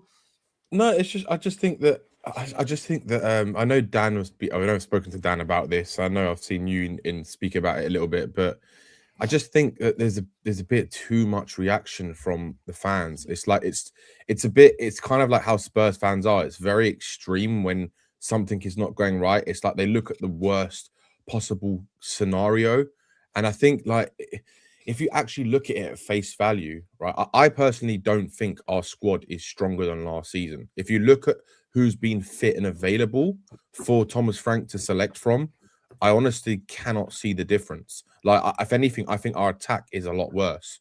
I think the defense is the same, right? Apart from the fact that people want to use the argument, but our defense have been more fit. Well, that's also down to the coaching and the manager, and that's also down to the way we're playing, right? Because Ange's style, for example, that highline type football, it caused a lot of muscular injuries, which why we had so many like hamstrings and all these kind of injuries.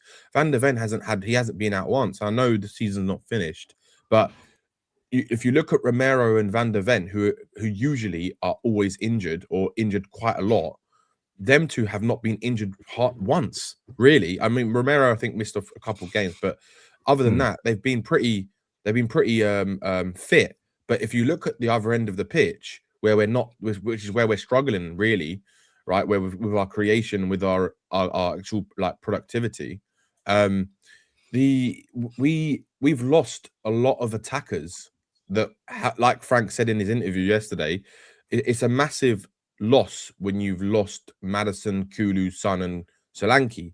Regardless of them being good enough for Spurs or not, the reality is they're the ones who were our most productive players last season.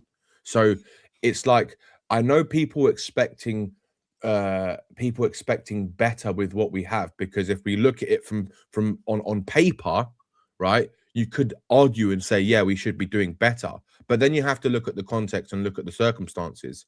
And what I mean by that is, look at Xavi Simons, right? Everyone expected him to come in and be like the next Maddison, right? But the problem is he's 22 years old. Him himself has clearly said that he's still adjusting in that interview with Wayne Rooney. The guy himself has said it, right? He's still trying to find his feet. And let's be fair as well, that he has actually been improving slowly, Xavi Simons, right? So that's a positive, right? Van der Ven has got a lot better since last year. I think he looks even better defensively than he's ever looked, right? And if you look at Kudus is outperforming his statistics from last season already. So he's already playing better than he was last season, right? But then you look at the other players who we've got to choose from, Richarlison, Odegaard, Tel. I mean, are we really expecting a lot more from those players? Like, in honest, Richarlison as well. Let's be honest. He's outperforming his own stats from last season. It's at the moment he's on path to have his best ever season. He's outperforming his output, but everyone's okay with Brennan Johnson not playing because we don't like his input. But if you're going to take Brennan Johnson out of the team with his output being what it was, then Richarlison has contributed more in terms of output, but not as much as Brennan Johnson did. Yeah, that's true. Kudus was shocking last season as well, so it's not hard for him to outperform last season either. Yeah, but Dan, we have to look at what's happening now. We can't just play, it's not like FIFA, right? Where they have to be like scoring 20 goals a season and 20 assists. The reality is is playing. You literally just said that Richarlison's improved from last season, so we're comparing to last season, right? Yeah, Rich. Yeah, I'm saying that Kudus is playing better than last season, and Dan's saying, well, it's not that hard. Well, I could say the same thing. I could say the same thing for Richarlison. It's not that hard because he's got 5 goals and was it 3 assists across the whole season last year, and now he's already got 7 in the Premier League alone, and he's already got 2 assists. So he is on par to absolutely smash his own record from last year. So we can't sit here and say that they're players that haven't improved if we're going to be that brutally honest, right? So what I'm saying is that does Richarlison contribute to the team more than he did last season, other than a couple more goals? I think so, yeah. At the moment, he is. I don't want to admit. I'm going to be honest, Sean. Like, at this moment in time, he is. That's the truth, right? In what form or fashion? Well, in goals. No. Apart from goals, I acknowledge the goals. Apart from goals, though. What in his overall play? Yeah, because like Thomas Frank has decided not to play Brennan Johnson, right? Yeah, he hasn't played our top scorer last season.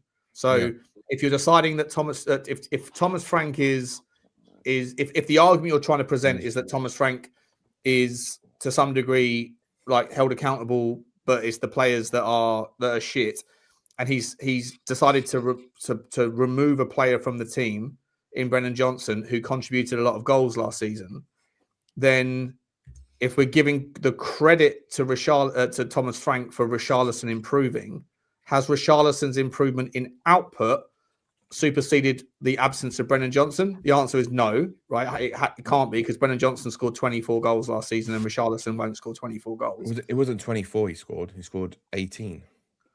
Oh, sorry, 24 GA. Sorry, 24 GA. Oh, right. okay. Yeah, fair enough. Yeah, fair enough. So, but on that basis,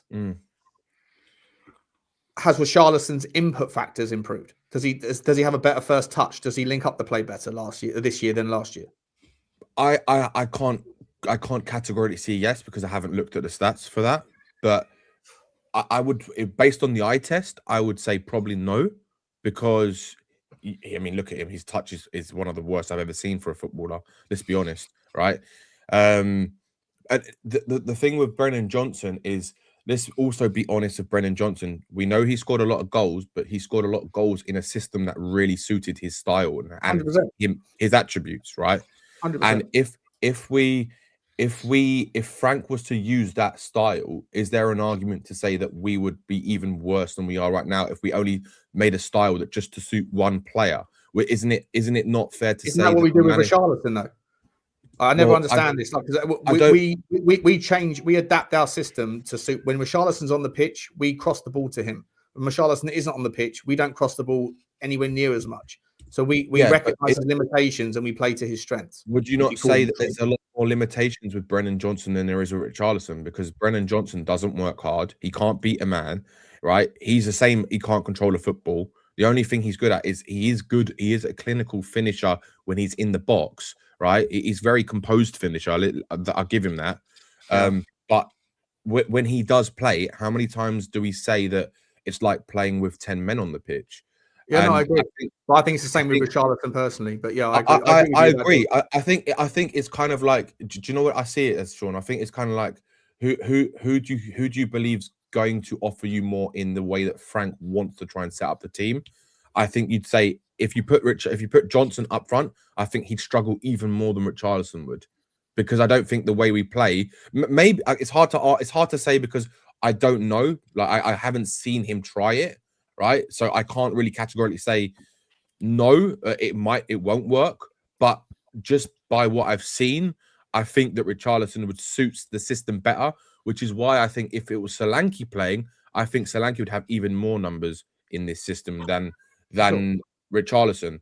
So, I think Solanke's injury has really hurt us this year. I think it's massively hurt us, Sean, and I'm with a lot of people where I don't even think Solanke is good enough for this football team, but based on what we have, I think he's the best out of a bad bunch, right? In my opinion, and I think Solanke would have actually scored more goals if he was fit. So I think it's massively hindered us because I think his hold up play is a lot better, his link up play is a lot better, and I think his heading is better, and I think his finishing is better than Richarlison. So. Yeah, listen, I don't disagree, Danny, at all. Michael, let me just quickly bring you in, mate. Solanke alongside Kolo Muani in some sort of like 4-2-2-2 or 4-2-3-1, whatever, with like how they kind of figure it out. Do you think Solanke would contribute more? I would like to see him just alive because recently we didn't even see him, so I don't know if the guy is still alive or something.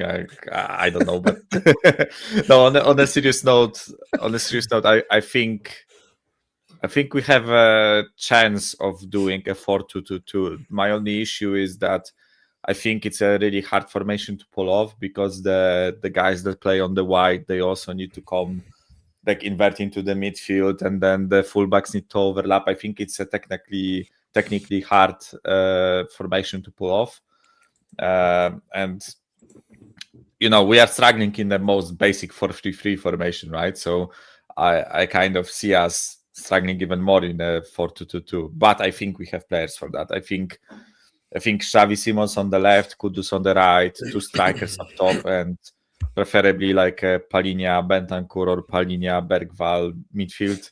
Maybe that can work. But yeah, with Solanke, I am a guy that just likes to give players a chance in a new system or under a new manager, and Solanke didn't have that chance, right? So it would be harsh for me to write him off completely before he even kicks a ball for Frank, right? I know he had 12 minutes under him or something like that. I'm not counting that, right? Yeah. So I would just like to see him play, and I would like to see Frank try to make use of him, because I've seen plenty of players that were absolutely dreadful under one manager and then suddenly revive their careers under another manager, right? So yeah, I just don't rate Richarlison as well. So I know he has 7 goals. I don't give a fuck. Yeah. Right, let me ask you. It's not a good footballer. Let me pivot back to some of the transfer news that's out right now. Leon Goretzka. I haven't heard any of your opinions actually, but even when Dan came in, I never got a chance to ask him before we went off on a tangent. But I'll start with you, Michael. Leon Goretzka. Like I rate the guy. I don't think he's finito at all. I think he's not necessarily what we need entirely, but he's a vast improvement on what we have.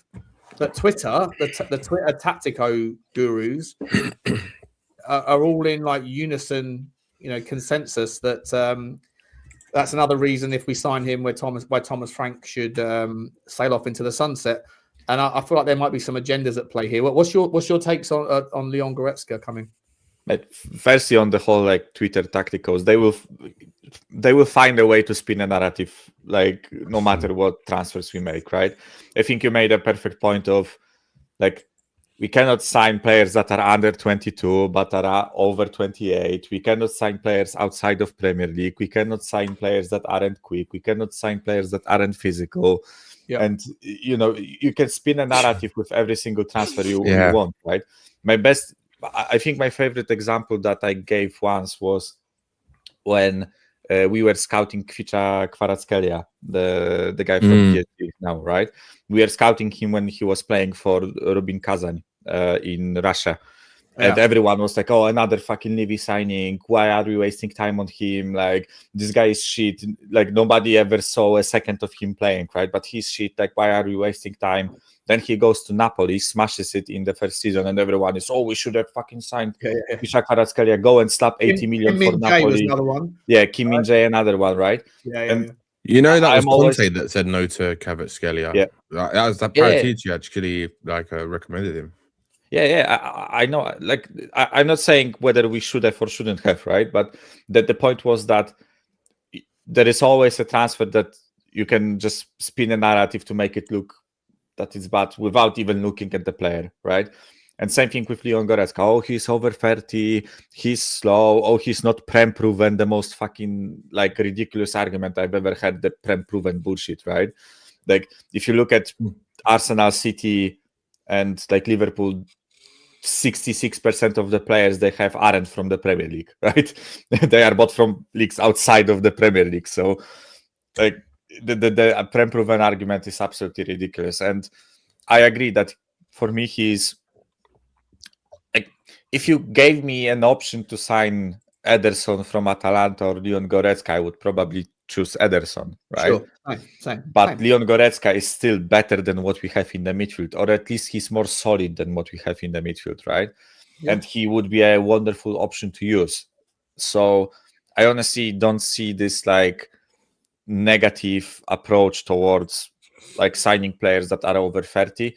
You can just sign them for like 2 or 3 years. You don't have to give them 6-year contracts, right? Like hardly ever those players over 30 get 6-year contracts, right? You usually sign them on a 2-3 year deal, which allows you to either let them leave on a free or sell them after a year or two, and you don't really take a financial like hammering, right? Because other things, if you sign a 23-year-old on a 7-year contract or a 6-year contract, and after a year it turns out they are a dud, then you have to just you stick with them for another 3 years because nobody wants to buy them for the price you want. They don't want to leave because they get paid. With 30-year-olds on a 3-year contract, I think it's much easier to get rid of him if he doesn't turn out to be better than what we have, right? So for me, there is no risk, especially apparently if we can maybe loan him, right? Yeah, loan him for 6 months, see what happens. Yeah, see what happens, right? So yeah, that's my approach to the topic. I think Leon Goretzka, I'm all for it, right? But I think I've kept saying that for me the priority should be the forward line this transfer window, this upcoming January transfer window. And honestly, like I had this discussion out of if we really want to pick someone from City, I would prefer Marmoush over Savinho because they both don't have game time, right? So for me, Marmoush would be the choice. A couple of people said that. Yeah. I mean, just quickly, guys, I want to come back to this conversation. There's, I don't know if we're supposed to be giving this guy any time at all. He's one of the geezers on Twitter that are apparently ITKs. What's his name? Himothy. I'm trying to find what's his actual handle though. Yeah, I think it is Himothy. Himothy Reports, I think his name is. Let's have a look. Himothy Reports. Is that it? Yeah, here we go. So he has said that Paratici has left the football club. Here we go. Let me bring it up and show you on the screen. A reason for this is due to arguments about Thomas Frank. Paratici has wanted him sacked over recent weeks. I was, for one, shocked when he signed on when Levy left, as he was told he might as well leave. It's currently a huge mess between the scenes. I think that's what that means. Is a BTS? Is that what that means? Between the scenes or behind the behind the oh, behind the scenes. Behind the scenes. Between the scenes. What am I talking about? Yeah, absolutely. It could be anything. It could be anything with Spurs shorts. So don't worry. It could be, yeah. Behind it. So there's that happening, and at the same time, Sab has also sent me another one, another Twitter that says this is coming from Timothy as well, saying that Tottenham are not currently targeting Leon Goretzka. So I don't know. Oh, that's the one there. Tottenham are not currently targeting Leon Goretzka. But I don't know whether this guy knows anything at all. Or does he know a thing or two about a thing or two? Has he ever got anything right? I don't know. But people seem to lean into his takes. He's had some hits, but not crazy amounts. The thing is, go on, Dan. Goretzka, he's more defensive for me.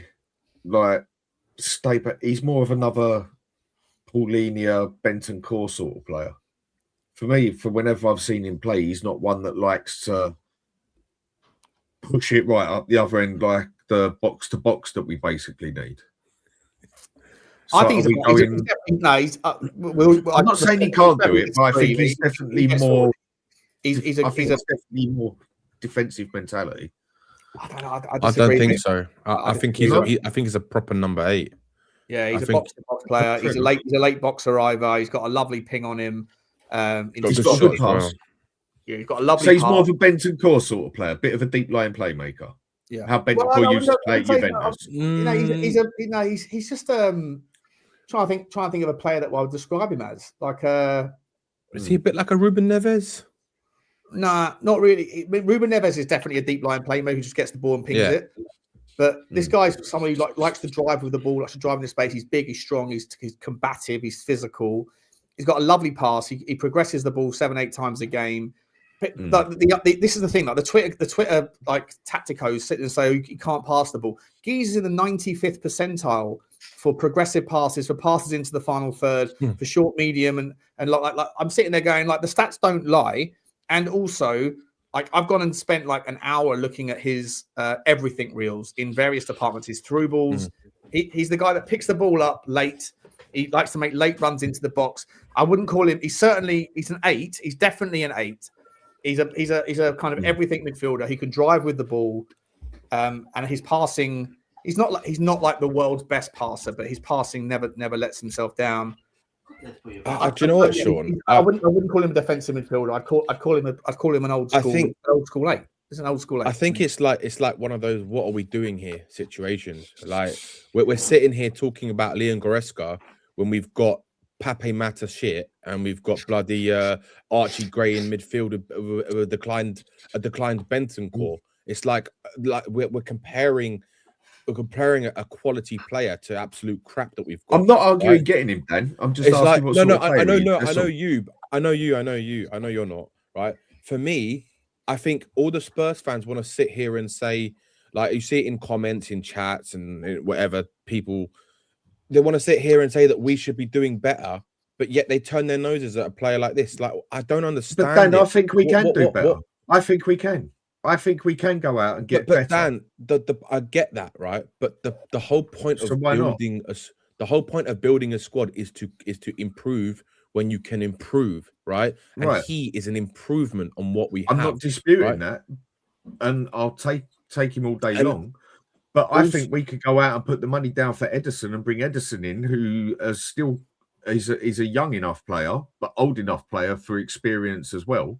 He's been there, done it in a lot of things, and he's still going to have time to improve as well. And I don't think he's going to cost us stupid amounts of money.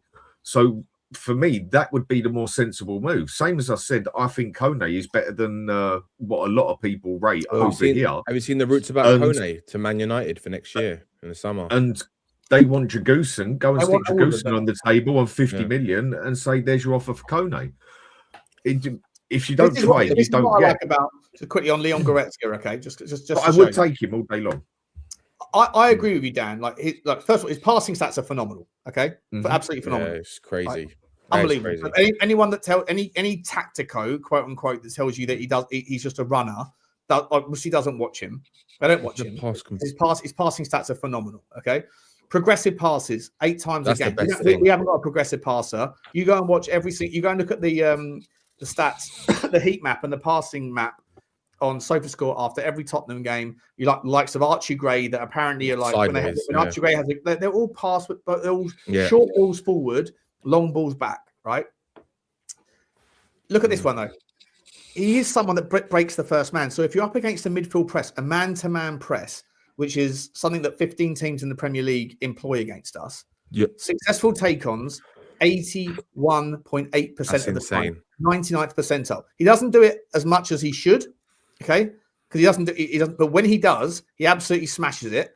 So if you could convince him to be a bit more sort of, but the context here is the team that he's playing for Bayern Munich. Okay, or for Germany. I'm not sure if the German stats are in, but I think it's just club stuff. But he doesn't do it as much. But when he does, he beats the man every single time. And that's how you beat the press. That's how you do that. There's only 3 ways that you beat the man-to-man press. There's only 3 ways. One is you either outperform your duels, and you need people that are physically stronger than the opposition to do that, which is what he is. Number 2 is you actually get the guy to just progress it past the person. And then once that happens, then the man-to-man press falls apart. He can do it. And number 3 is you get players to pull out of position.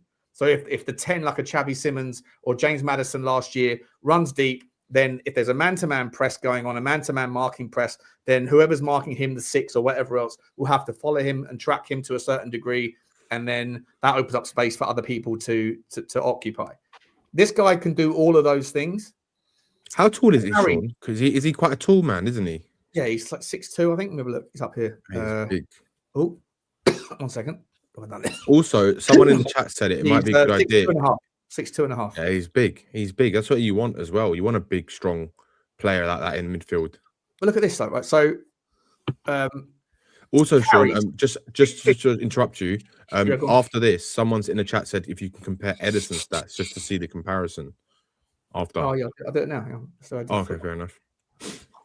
I mean, give me a choice for all 3 of them. Kone's the one I'd go for because Kone's class. He's a class player, but Goretzka was also a class player. I'm not saying none of them are, but I'm looking at it on an age side of I think you're going to get longer out of Kone and Edison.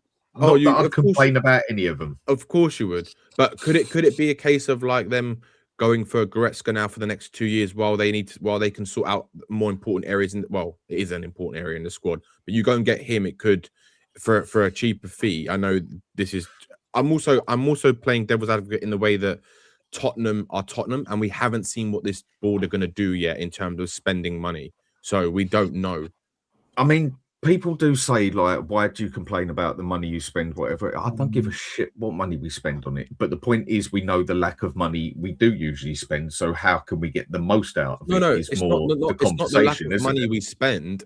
That's never been an issue. Since the new stadium, we've not had a problem spending money. We've just spent it badly. That's the difference. We spend it on. First and foremost, right? So that's the players we've got. So let me get rid of him for a second. Okay, you've got Polinia that wins all the defensive side of the game. That's crazy. Not enough, right? Pape Sarr is who was punished for a decent early start of the season, by the way. Pape Sarr's absence from the team when we were playing a 4-3-3 with him being able to be more progressive and press from the front. He got punished for some reason. Don't understand why. But Berghvall, look at Bentancur's fucking. He's the pink version. Yeah. He's been bang average in my opinion. Yeah, he is. And Lucas Berghvall hasn't really contributed anything in any material way, right? Carrying the ball fine. Yeah, he carries the ball a lot, which basically is what we are saying, right? He carries the ball and loses it. And does nothing, Now you put Goretzka over the top, okay? Fucking hell. That's Goretzka. That is insane. This is passing stats, and yet the tactico's out there telling me that he's a carrier who doesn't pass the ball. Yes, he is a carrier, by the way. He's a better carrier than everything else we've got.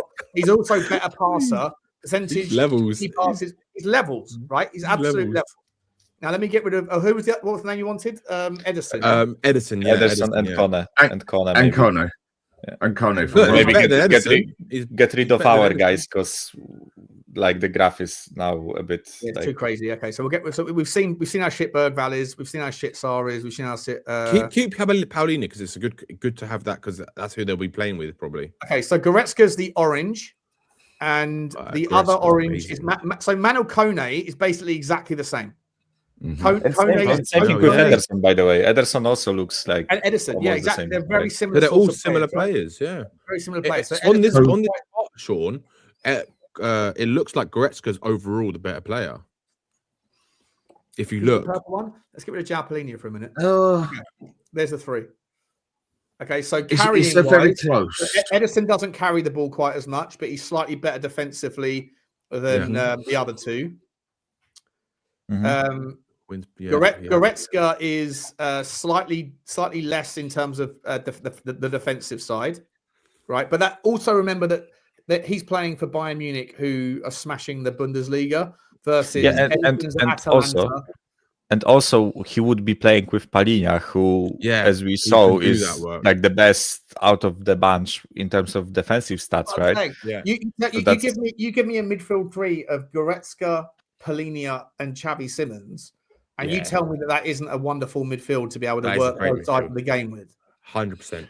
I mean, in that aspect, I'd take any one of them. But the two I would have thought would be the sensible one to go for, which would be a bit more expensive, would either be Edison or Kone, basically, if there is a possibility of doing it. I mean, a lot of people keep saying we should go for Adam Walton. I don't know why. Why? Because he's going to cost us 100 million because he's got that little British price tag on him and everything else. I think he's a Premier very League good tax. player. Premier League tax. That's exactly. why. Because Exactly. But if I'm going to be honest, He's got a nice like yin and yang as well, though. I hasn't don't think he's Yeah. no better than Kone, personally. I think he's a great player, and I think Kone's a great player. He I offers don't something think he's different. actually any better The than diff- Kone. The difference with Wharton is he looks like his key passes are a lot more. So He's and got his- good his- direct pass. and his progressive passes. So Thank he's you. probably the best out of the bunch from progressive If passes. Elliot Anderson there is like the complete player, right? Like Yeah. he's fucking he's amazing. all I over the love place. Elliot Anderson. If you're looking at partnerships, which is what midfields are about, Yeah, like honestly, I think look, let me just put Palhinha back in for a second. yeah, Okay. If you were to go, okay, so we're not going to get Adam Walton for a second, and we're not going to get Elliot Anderson. Yeah. Forget about it, right? Yeah. But you've got a wonderful partnership. You pick any one of Kone, 100%. Edison, or Goretzka, and then you've got 100%. Palhinha next to them doing the defensive work. Isn't that what you're looking for? 100%, Sean. 100. I'd take any single one of those midfielders right now because we need to improve the squad. Like building a squad is about getting better than what you have and continuously getting better and better. Like look at Locatelli. Fucking hell, he's even. I mean, Locatelli's He's just a monster. Wow. The way he struck. The only thing with Locatelli, everything, isn't it? again, I called Locatelli 2 years ago, same as Edison, same as Kone, when we had these massive debates of when me and Sava went through a whole list. We called these. A lot of people said, no, we've got Archie Gray. He's going to be as good as them.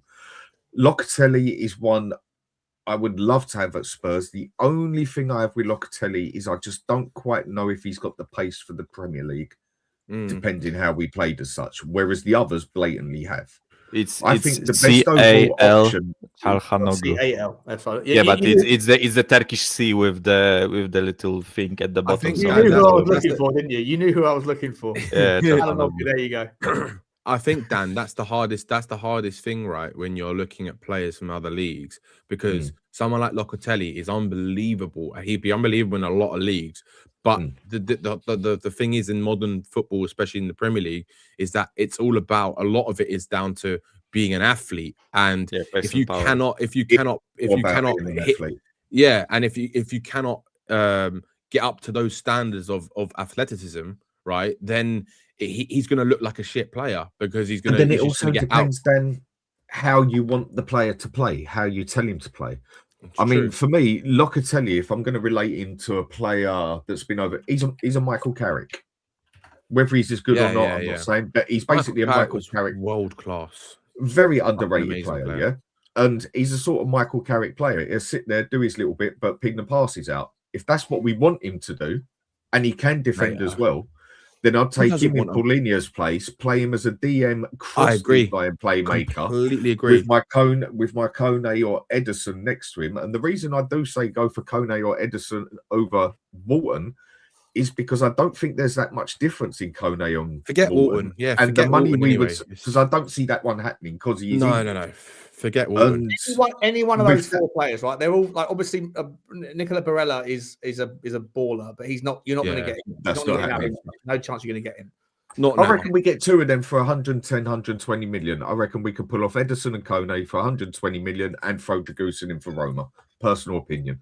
Because in Italy, their money is up shit street in such a big way. Sean, I don't know if you guys know, is Mathys Tel being linked to loan to Roma? Is that true? Yeah. Is that like actually? Is there a lot of sources? Tell and Dragusin for Manu Kone. I'd take that all day long, mate. I'd do that all day long. That'd be never going to happen. Like, you never get that sort of deal. That's too complicated. But no, but I reckon we could offer them. Literally, this is what I talk by putting the money on the table. No piss balling about like we complain what Levy does and everything. Right. The question is, does he want to come to us as well? Obviously, that's part of the question, but they're all questions. Right. We go to Roma because even if Kone would want to come to us, but Roma don't want to sell him, you're still not getting him. So you got to do all of them. Right. There you go. You want Dragusin. He's still worth 20 mil. There's Dragusin, and we give you 50 million. 60 if we have to push it. We're up for your player. Then the question comes down to whether he's interested. Right? Leon Goretzka at 30 years old for 10 million euros, or Angelo Stiller for 50 million euros, 60 million euros at 24. I love Angelo Stiller. He's one of my favorite players right now. The thing is, like the more logical thing, quick fix would be Goretzka, right? Probably a much easier deal to do right now, right? Yes.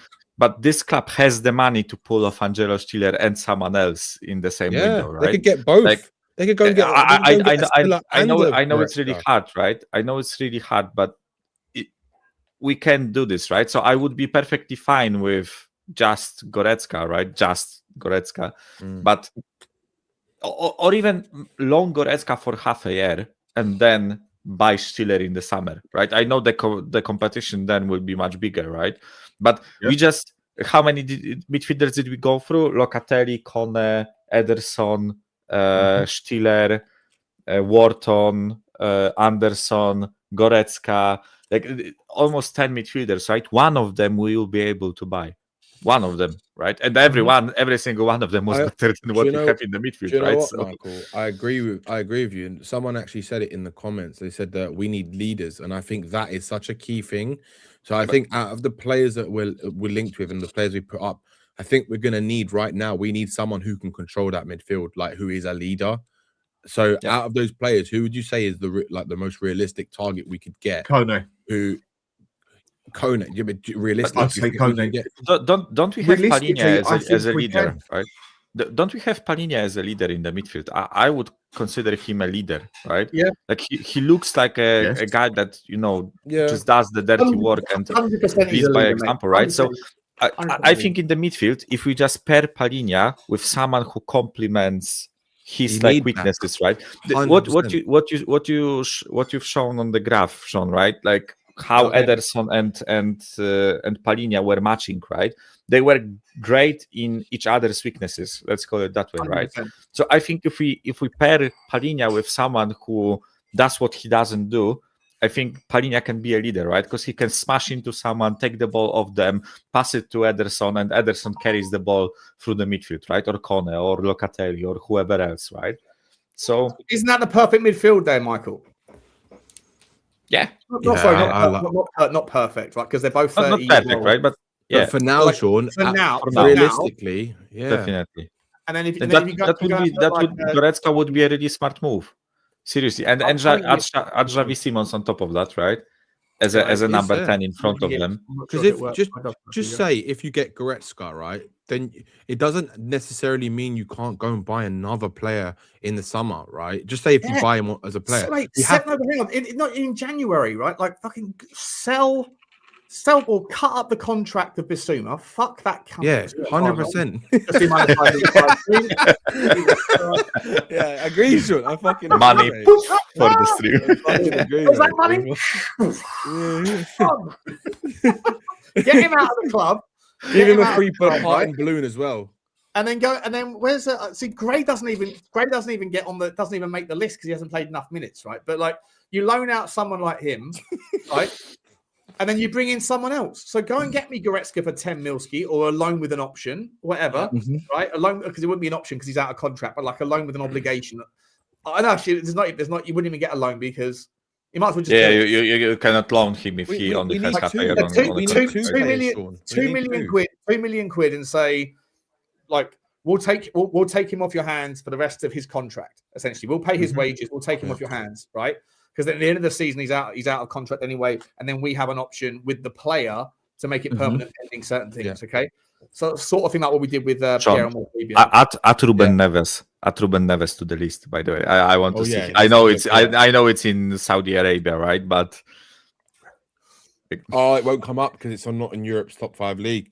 Top 7 he's there in Portugal. Sorry, wait, is there Ruben? No, he's not. No, it won't come up. No, it doesn't look at Saudi league. Oh yeah. Okay. I thought maybe his stats would be here, but I would be perfectly happy with Ruben Neves too, right? Like, I mean, look, comparing him to Obersley, right? Actually, Gravenberch would be a better example, wouldn't he? Gravenberch. I'm not saying we get him, but just as a comparable. Sorry, you're telling me that Goretzka wouldn't be able to fit the Premier League. I know Gravenberch is a little bit more defensive, but you've already got Polino in there that can do all the tidying up. Then give the ball to these tacticos. Fucking wind me up. They wind me the fuck up with their bollocks. These are the same people that tell you that Archie Gray is going to be generational and that Lucas Berghvall. Are you sure it's not Lubo's burner account? No, but these guys are the same people that have been telling me all year that Polino is a fucking disaster at Tottenham Hotspur. Am I wrong, guys? But has Polino not been our best midfielder in the double pivot all season? He is. Yeah, 100% he has. 100% he has. I mean, what do you think on this? Got an agenda against Polino because they think that he's Haramble. No, he does his job, but he just doesn't have someone next to him that can do a better job at the other things. Goretzka's that guy. You bring him in for 6 months, you test him out, see if he's motivated, see if he can do it. I think that geezer's going to have a point to prove because he's been deprioritized down the pecking order by Konrad Laimer and the others that are in the Bayern Munich team, right? But in Germany, he's still playing alongside Pavlovic. He's still keeping out players like Pascal Gross, who most Tottenham fans will probably look at Pascal Gross at Brighton and say he's better than any midfielder that we've got. So prem proven, Sean. I think with Goretzka, I think he's a better all-round player than Paulinho. Paulinho, if you just go for an out-and-out DM anchorman, he's better at what he does, just that. But if you want a player that can do a lot more, then Goretzka's your better player. I wouldn't say he's not as good ADM as Paulinho, but he can still do it. I'd say he's an overall more player. So if it was going for one or the other of them two, you go over to that side, basically. I think he's more of a complete player. I just think Paulinho is quality at what he does, but only at what he does. Yeah. That was a good comment, by the way, what you just highlighted. These players don't have pace on FIFA, so they must be one, right? They filter by pace more than 14 on Football Manager, and if they don't, anyone that's on that list doesn't get the nod. By the way, speaking of which, my own little version of Football Manager is, of course, my bad boy, my actual bad boy, which is the Y Scout. And I was looking at some midfilders here, right? I just want to show you. Have you guys got a bit more time? Should we go for like 15 minutes? All right, with you guys? All right. So, here's so I've just literally been looking for midfielders with passing. I've just filtered with passing, just all passing stats because apparently we need a passer. So I've been dialing up, dialing down certain things, and you want forward passes to be fairly impressive. I can bring that down a little bit. Accuracy of forward passes. Just give it. I'm allowing a lot of room here for improvements, and obviously Declan Rice we know, Tchouameni we know, Pedri obviously these are the best in the game. But you know who's not that far down this fucking list? So there's Ruben Neves. We know we're looking at him. I love Ibrahim Ruben. Singare, Hulman from Sporting, by the way. Yeah, Also- Morten Hulman from Sporting. mate, The only problem is unbelievable. he's a fucking gunner. He has Arsenal tattooed on his shin. Tattoo, yeah. He's Amadou a great Onana was player. a player that I put on that list 2 summers ago. Yeah, Fabian You see Ruiz, that- another see- player I put on it. Kefren Yeah, that Turan, player. by the way, is a player that we should be looking at as well. He's another absolute baller. is it Hudgeland? What's his name? The guy at Sporting. Hulman, yeah. Yeah, he's a very good player. He's another He's a one I'd player. like to see. This guy is a player that people don't. No one talks about this guy, right? Alex Garcia. He is an absolute monster with the ball at his feet. He's an absolute monster, right? Progressive pass into the final third per 90s, and then 12 times a game for Leverkusen. Leverkusen are not 12 times a game, right? Forward pass percentage accuracy 85%. The more progressive your pass is, the lower you should expect the percentage of accuracy to be. He's up there with 85%. This guy is an absolute baller. He's 27 years old. I guarantee you, 28 years old he is, but no one talks about him. Just like no one ever talks about Ezequiel Palacios, who's his counterparty when he's fit. Palacios is injured right now, but unbelievable player. Zielinski at International, great player. Polska kurwa. Højbjerg is there, mate. Fucking look at Højbjerg's fucking. Mate, Højbjerg's a baller, by the way. He's a baller. if that guy was slightly faster, he would have been a top level player. A top level player. He was excellent in all. And he's proven. I think a lot of people regretted getting rid of him, didn't they? Yeah.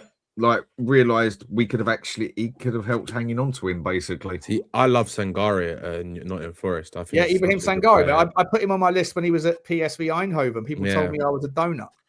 You know. I remember I wanted him then when he was at PSV. By the way, this guy, Harry Winks, right? When I was dialing these things up, right? Harry Winks was right at the top of the list. I know he's doing it in the Championship, which you have to bake into the thing. But Harry Winks' passing is not something that you can. It's not something you should be taking too much of a miss out. This guy Schouten is a baller, absolute baller, a defensive player, like a proper deep line playmaker. 28 years old, PSV. Probably, I'm not sure Goretzka's high up on that list as well. So is Ruben Neves. There's Goretzka. Another one up front you can check up.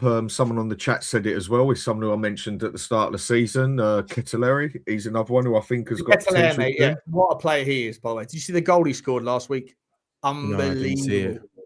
No, the other player is Maxence Caqueret. I've spoken about him loads of times, right? Tottenham was supposed to be interested in him when he was playing in France.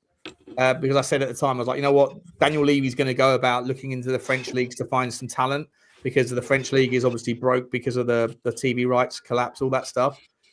And he ended up going. Where did Caqueret go? He went to Italy. Como he went to, I think. Como. Yeah. And he's carried on doing his thing. Maxence Caqueret is a player that would absolutely suit Tottenham Hotspur as well. 100%. There's so many players out there. Like, there's a lot of players out there.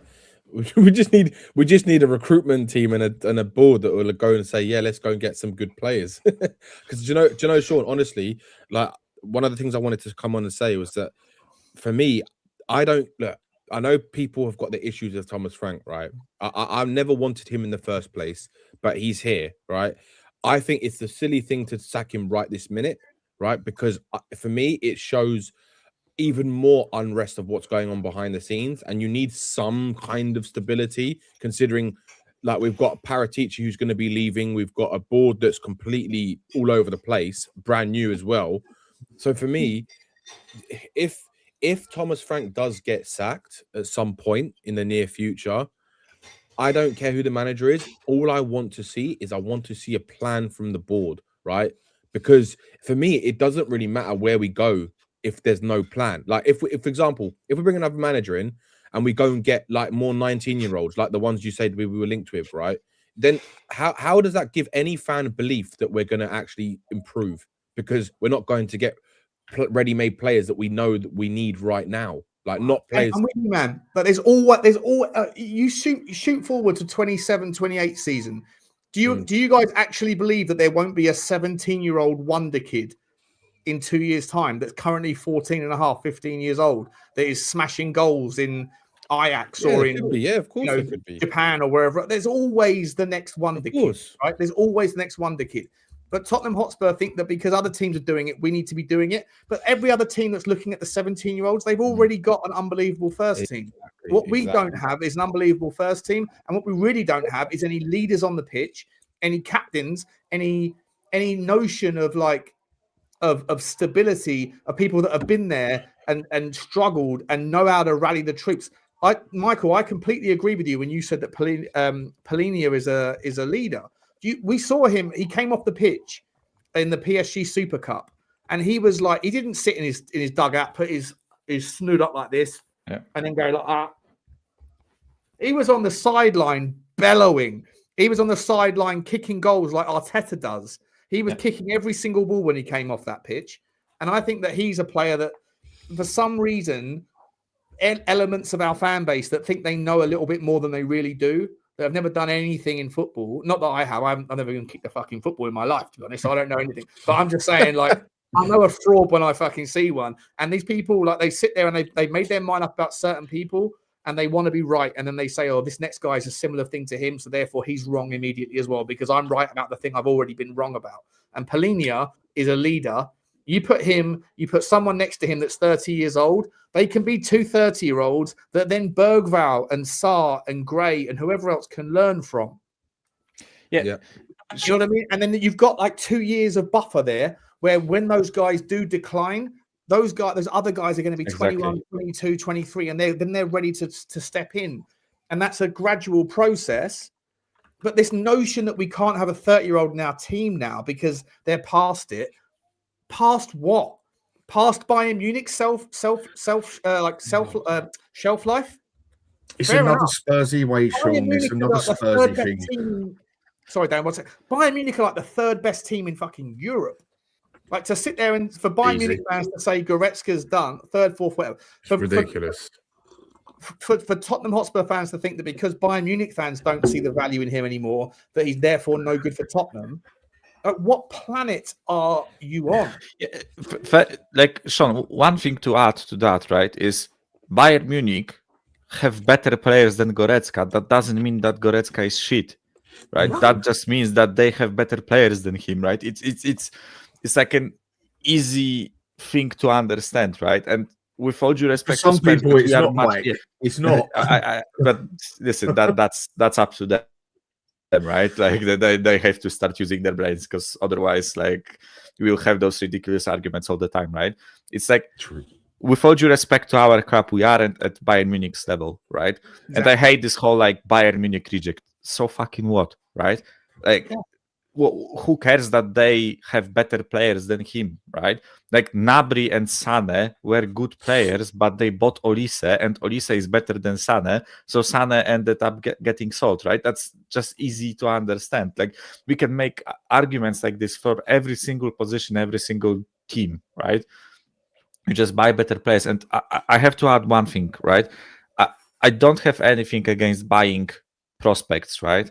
Like, I am actually happy that we bought Berghvall, right? Because I think I seriously, I know he's not ready now, but there's a player there. Watching him, I can see him in like being 22 or 23 and actually contributing to the team, right? Yeah. Like, actually doing something great for us. So you just have to create an environment for that Berghvall to grow, right? Rather than relying on him every single day when he's 19, because there are hardly any 19-year-olds in modern game that get consistent game time and that consistently perform, right? People will say Lamine Yamal is a fucking freak, right? Like, he's another Messi, right? Like Rooney was, like Messi was, like Ronaldo, right? But these guys are top of the top best players ever, probably, right?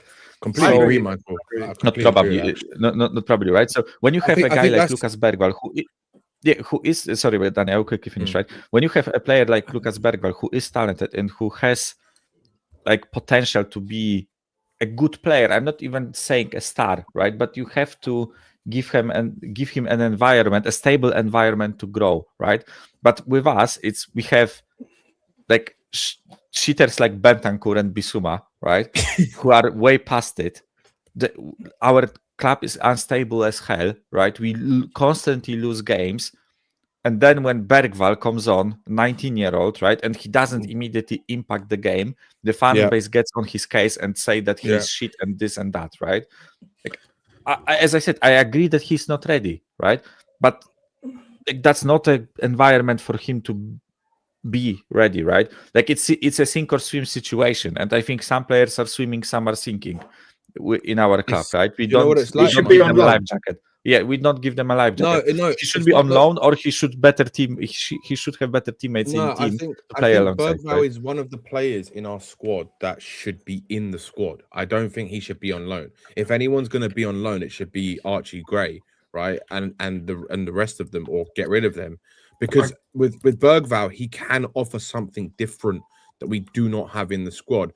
Like you said, Michael, just to add on to your point, I think the problem is, like, when you look at the top clubs, right? The clubs like the Arsenals, like the Chelseas, like the Liverpools, like the Man Cities, right? All these teams have got far better starting 11s. And then just look at Man City, for example. Every so often they bring in a youngster here and there to sprinkle in between those quality players, because the truth is, when you actually play football and you play with better players around you, you raise your game because you have to, because if you don't, then you're not going to play, right? But you're also learning from the players around you who are better than you, right? And you can learn from them. You can't learn if you're playing with Archie Gray and Pape Matar Sarr and Odegaard and Richalison, who can't control the football. You're not going to learn, Dan, if you're only playing a game here or a game there or 10 minutes here and there. And Berghvall is not good enough for what we need for a starting 11 team. Yeah, so but he has to be. It's a personal opinion. No, he doesn't. Berghvall can play at a high level. Side to it. But I still don't think he's good enough to be in the first 11 of Premier League team, and I don't think he's never said stable first enough. 11. Right, I said let in me the squad. finish. Dan, let me finish. Go on. So put him out on loan, like Arsenal did with Saliba, getting consistent game time for 2 years, or do we stick him in our 25 and let him play the odd game here, the odd game there, and sit there with, tell you what, I'll get his notepad and pen out for him where he can write and learn. I personally believe a player learns more through playing football than sitting next to someone playing the odd game here and there. I think Berghvall's going to be a good player. He's got a long way to go because, like I say, with his final third, you never see nothing off him. He loses the ball just as much, if not more than anybody else on that pitch. We should have better players. He is not Premier League standard yet for a consistent team who wants to get into the top 5, and he is not Champions League standard yet for a team that wants to be in there. Now, okay, if we're going to keep him in the squad, I can understand a squad player, but if I want him to improve, he shouldn't be my second choice player or even in my first team. I'd want to put him out on loan, like Archie Gray, to get consistent game time for 2 years. That's how I think someone improves. I can see what you're saying.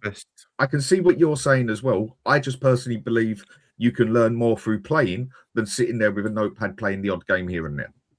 No, I agree. The only thing I say with Berghvall is that I think he would play more if there are better players around him that can do the majority of the work that we're lacking right now, because there's so much pressure on him to provide things that he can't provide right now. It puts the pressure on the kid, so that when he's not performing, everyone's like, oh, he's not good enough, he's shit, right? We can all see Berghvall is a talented footballer. He's clever. He's just look at his movement, the way he scans a pitch whenever he's around on the pitch, right? He doesn't. No one else on our team does that. But you know what? I think he's actually been changed. When he first laced up boots at Tottenham, his peripheral vision was the first thing I noticed about him. His aerial ability. 100%. But since then, he seems like he's been changed. Something's changed in his game a little bit, where he now gets the ball and just his first thought is to run into the space, which is fine. And he runs around like a mosquito, and I love it. Not the mosquitoes run, but you understand the kind of the analogy. But I feel like something's changed in his direction, in his directive. Like I think that he used to get the ball, look up, and then spray it. Yeah. And now he doesn't anymore. And just what he did. Guys, last question for you before we round off, because I've got to take the dog out before I start. I'm going to start again about 4:00, by the way, guys. So make sure you, to the three of you, I want to say massive thank you. But to the chat, come back and watch the watch along with us. 4:00 we'll start. Last question: left back or fullback options. Not a lot in the way of links right now. We obviously need a. That's surely going to be something we're looking at in the January window. Where do you sit on the Anthony Robinson for extortionate money versus Nathaniel Brown at Frankfurt versus someone else? Any thoughts regarding what we can do in that regard? Because Jed Spence is sort of filling in. Destiny Udogi's injury problems are a consistent concern. Pedro Porro is also like a shell of the player that he was last year. A fullback is necessary, right? A fullback is definitely necessary in the short term and the long term. Final thoughts on that, and then we'll round off. I'll start with you, Daniel. Who's Dan, Daniel? sorry. What one's that? Dan, yeah. Daniel? Who's Daniel? Danny. I was going to say that's where my wife only calls me that in a certain position. You can't call me that, Sean. Don't do that. Next thing you know, I'll have to open my wardrobe and put my dress on. I'd love to see that. Go on, Dan. Get it on, mate. No, not tonight, mate. Not tonight, mate. The snooker's on for the lads. And I'm still hurting from the other night. But on that one, it's a position that's very hard to find a player again who's going to do what you want. What do we actually want? Left back. Left back definitely hard, mate. It's the angle. When you go with that one, what do we want our left back to do? What do we want the left back to do? Do we want him to be a wing back? Do we want him to be out and out defensive? Do we want the best of both worlds out of him? It's a tricky one to go for. I mean, that one that you talk about, what's his name from Fulham? Is it Robinson?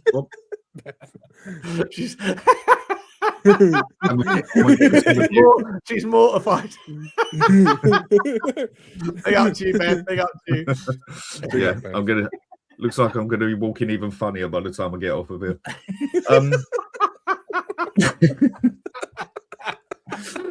I just don't think there's many great options out there. It's that one in Fulham that I think is the best option that we could try for. I mean, who'd you go for? Oh, that's a good shout. Kicks, yeah, that's a good shout. Ake's a quality player. He's quality. I'd take Ake all day long. He offers us a left back and left centre back position. Yeah. He's on loan somewhere, isn't he? He's on loan in Italy somewhere, isn't he? Is he on or loan? Is that a Kanji? No, that's a Kanji, I think. Ake's at City still. Nathan Ake is still at Manchester City, yeah. I think, didn't he play recently? Yeah, no, you're right. He's still at Manchester City, sorry. Yeah, but Barcelona are making a move. Apparently, according to Telecom Asia Sport, Premier League clubs could hijack Barcelona's move for Manchester City defender. Palace are now racing Barcelona to sign incredible. Listen, I take him all day long. What a shout that is, Kixie. What a shout that is, mate. Yeah, that's a great shout. Yeah. So how old is Ake? How old is Ake? 30. Okay. Akanji plays in Akanji's on loan, isn't he, in Italy somewhere? I think in Inter. Oh, did he leave? Did he? Inter. Oh yeah, that's on loan. That's it. Yeah, he's on loan in the Yeah, I mean, one that I wanted us to go for. One that I wanted us to go for a couple of seasons back was that what's his name? The one who was at AC Milan, Theo Hernandez. He was one I would have been interested in, but that one's definitely not going to happen, is it? He went to Saudi, didn't he? Yep. Yeah, he went to Saudi. So his brother's PSG, isn't it? He's at PSG. Yeah. His brother's got some dodgy background. I think he allegedly, I don't know the details. Allegedly, I think he's a woman beater or something. But listen, he definitely slapped Simons in the head, like when we played. If he could beat a man as well as he beats a woman, then sign him up. You know what I mean? I want to ask you boys a quick question, right? If there's only 3 positions or 3 players we bring in this window, what positions are you targeting? 3. Fuck me, that's generous, mate. Okay, just to say, this is realistically 2. For me, it's if you can go and get me Goretzka, go and get me Adamola Lookman. and then go and get me a.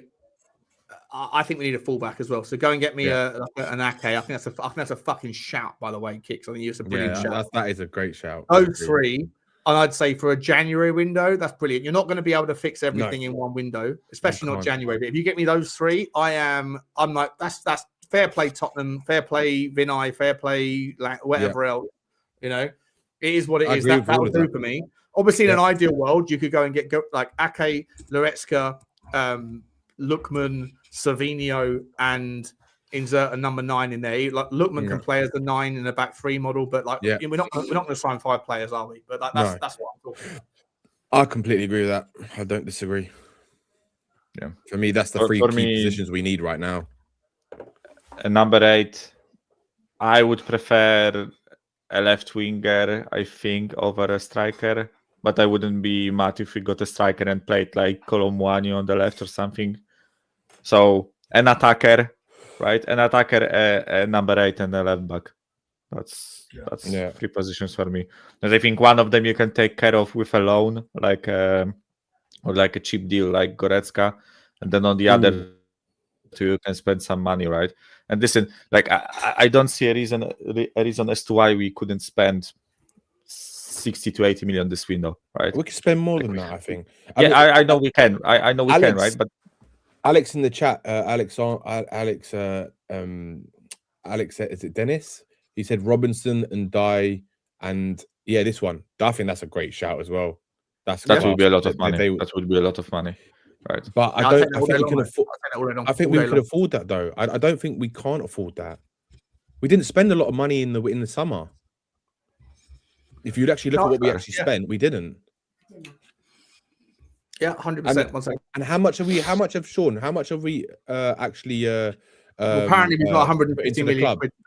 Apparently, we put 100 million quid into the club. Apparently, there's more behind it, and we put that 90 million pound payday loan into the club, which that's got to be that will come out later on. Yeah. But apparently, there's more money behind it. So.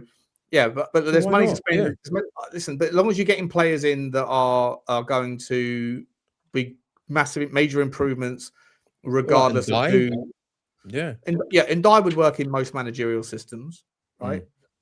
Someone like a Goretzka would be a good option in most managers. Like most managers don't get to regurgitate the whole squad, do they? So like at some point that they have to like accept what they're given and work with it. They have to slowly do it, right? If you're there for long enough, you can slowly do it. But you also like you inherit.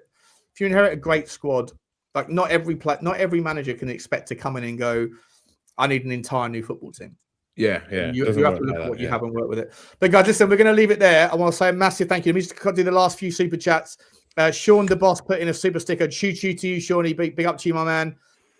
Love your icon picture. It looks like you're somewhere. I know you said to me before you're in Australia. I think you said looks super cool. Adam scored draw locks in the house. Big up to you, Adam. He said, look at Damsgaard's performance yesterday. Get him in. Frank Maiden. Yeah, I don't think that Damsgaard doesn't get into a top team. He does well in a Brentford system. I don't. We're chasing Brentford players because we have a Brentford manager. That's basically it for me. So I disagree, Adam. But thank you very much for the super chat, my man. And also, Sunny is Life has put in a super chat, but nothing said. So we'll call it a super sticker. So I'll say choo to you, Sunny is Life. Thank you very much indeed to you, my man. Appreciate you very much. I appreciate you as well, Dan. Thanks for coming on, man. Absolute legend, buddy. You tickled me fancy there with that. Kinky. What you said at the end. Michael and Danny, mate. Thank you so much, boys. Appreciate you guys. Absolute legends. Are you guys, if you want to come back on later on, I'm streaming all afternoon, literally. I think we'll be doing the watch along at 4:30, and then as soon as that's done, we'll go into a post-match show. So if you guys are looking for someone somewhere to get your thoughts over your chest, you're more than welcome. I appreciate everyone in the chat. Listen, I know that there'll be other streams that will be starting before mine. I'll be starting about 4 o'clock or something, but come back and watch along with us, and I'll see you later on. Thanks, everybody. Appreciate everyone. And come on, Tottenham. Score predictions, boys. Score predictions, quickly. 2-1 Spurs. 2-2. Oh, that is quick.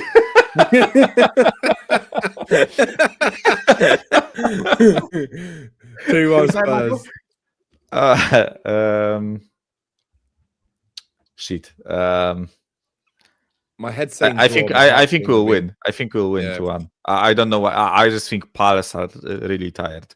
Like they If we just can't, do you play- know what? Right? Yeah, if we can't beat them, if we can't beat Palace after a whole week of training, and regardless of the fact that we haven't got Romero and Xavi Simons, I'm sorry, but we have to beat Palace. Like they've got a lot of injuries in important places, but what we have, we should have enough to beat them, especially that we've had a whole week off. We haven't had a game in between. So there's no excuses for me if we can't beat them. And I want to see effort. That's the thing I want to see more than anything. I want to see a team that fights for it today, not a team that stands around and walks around like they're planking. No, I can't deal with that again. I need to see a team that wants to win.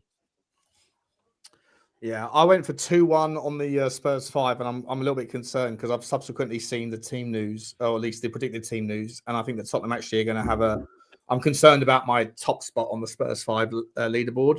I've actually predicted a lot. Now, I don't know if I'm going to be allowed. I'm going to reach out to Stella after the show now and just say, can I change it? And if he says no, fuck you, then I think I might end up being a bozo. But I'm actually going to say right now, I think it will be a score draw. So let's just fight and see what happens. Guys, we'll see you back here in about an hour and a half. Love you all. Dan, thanks so much. Danny, thank you so much. Cheers, Michael, thanks so much. Appreciate everyone. Cheers, guys. Like, subscribe, and comment. And as always, bye-bye.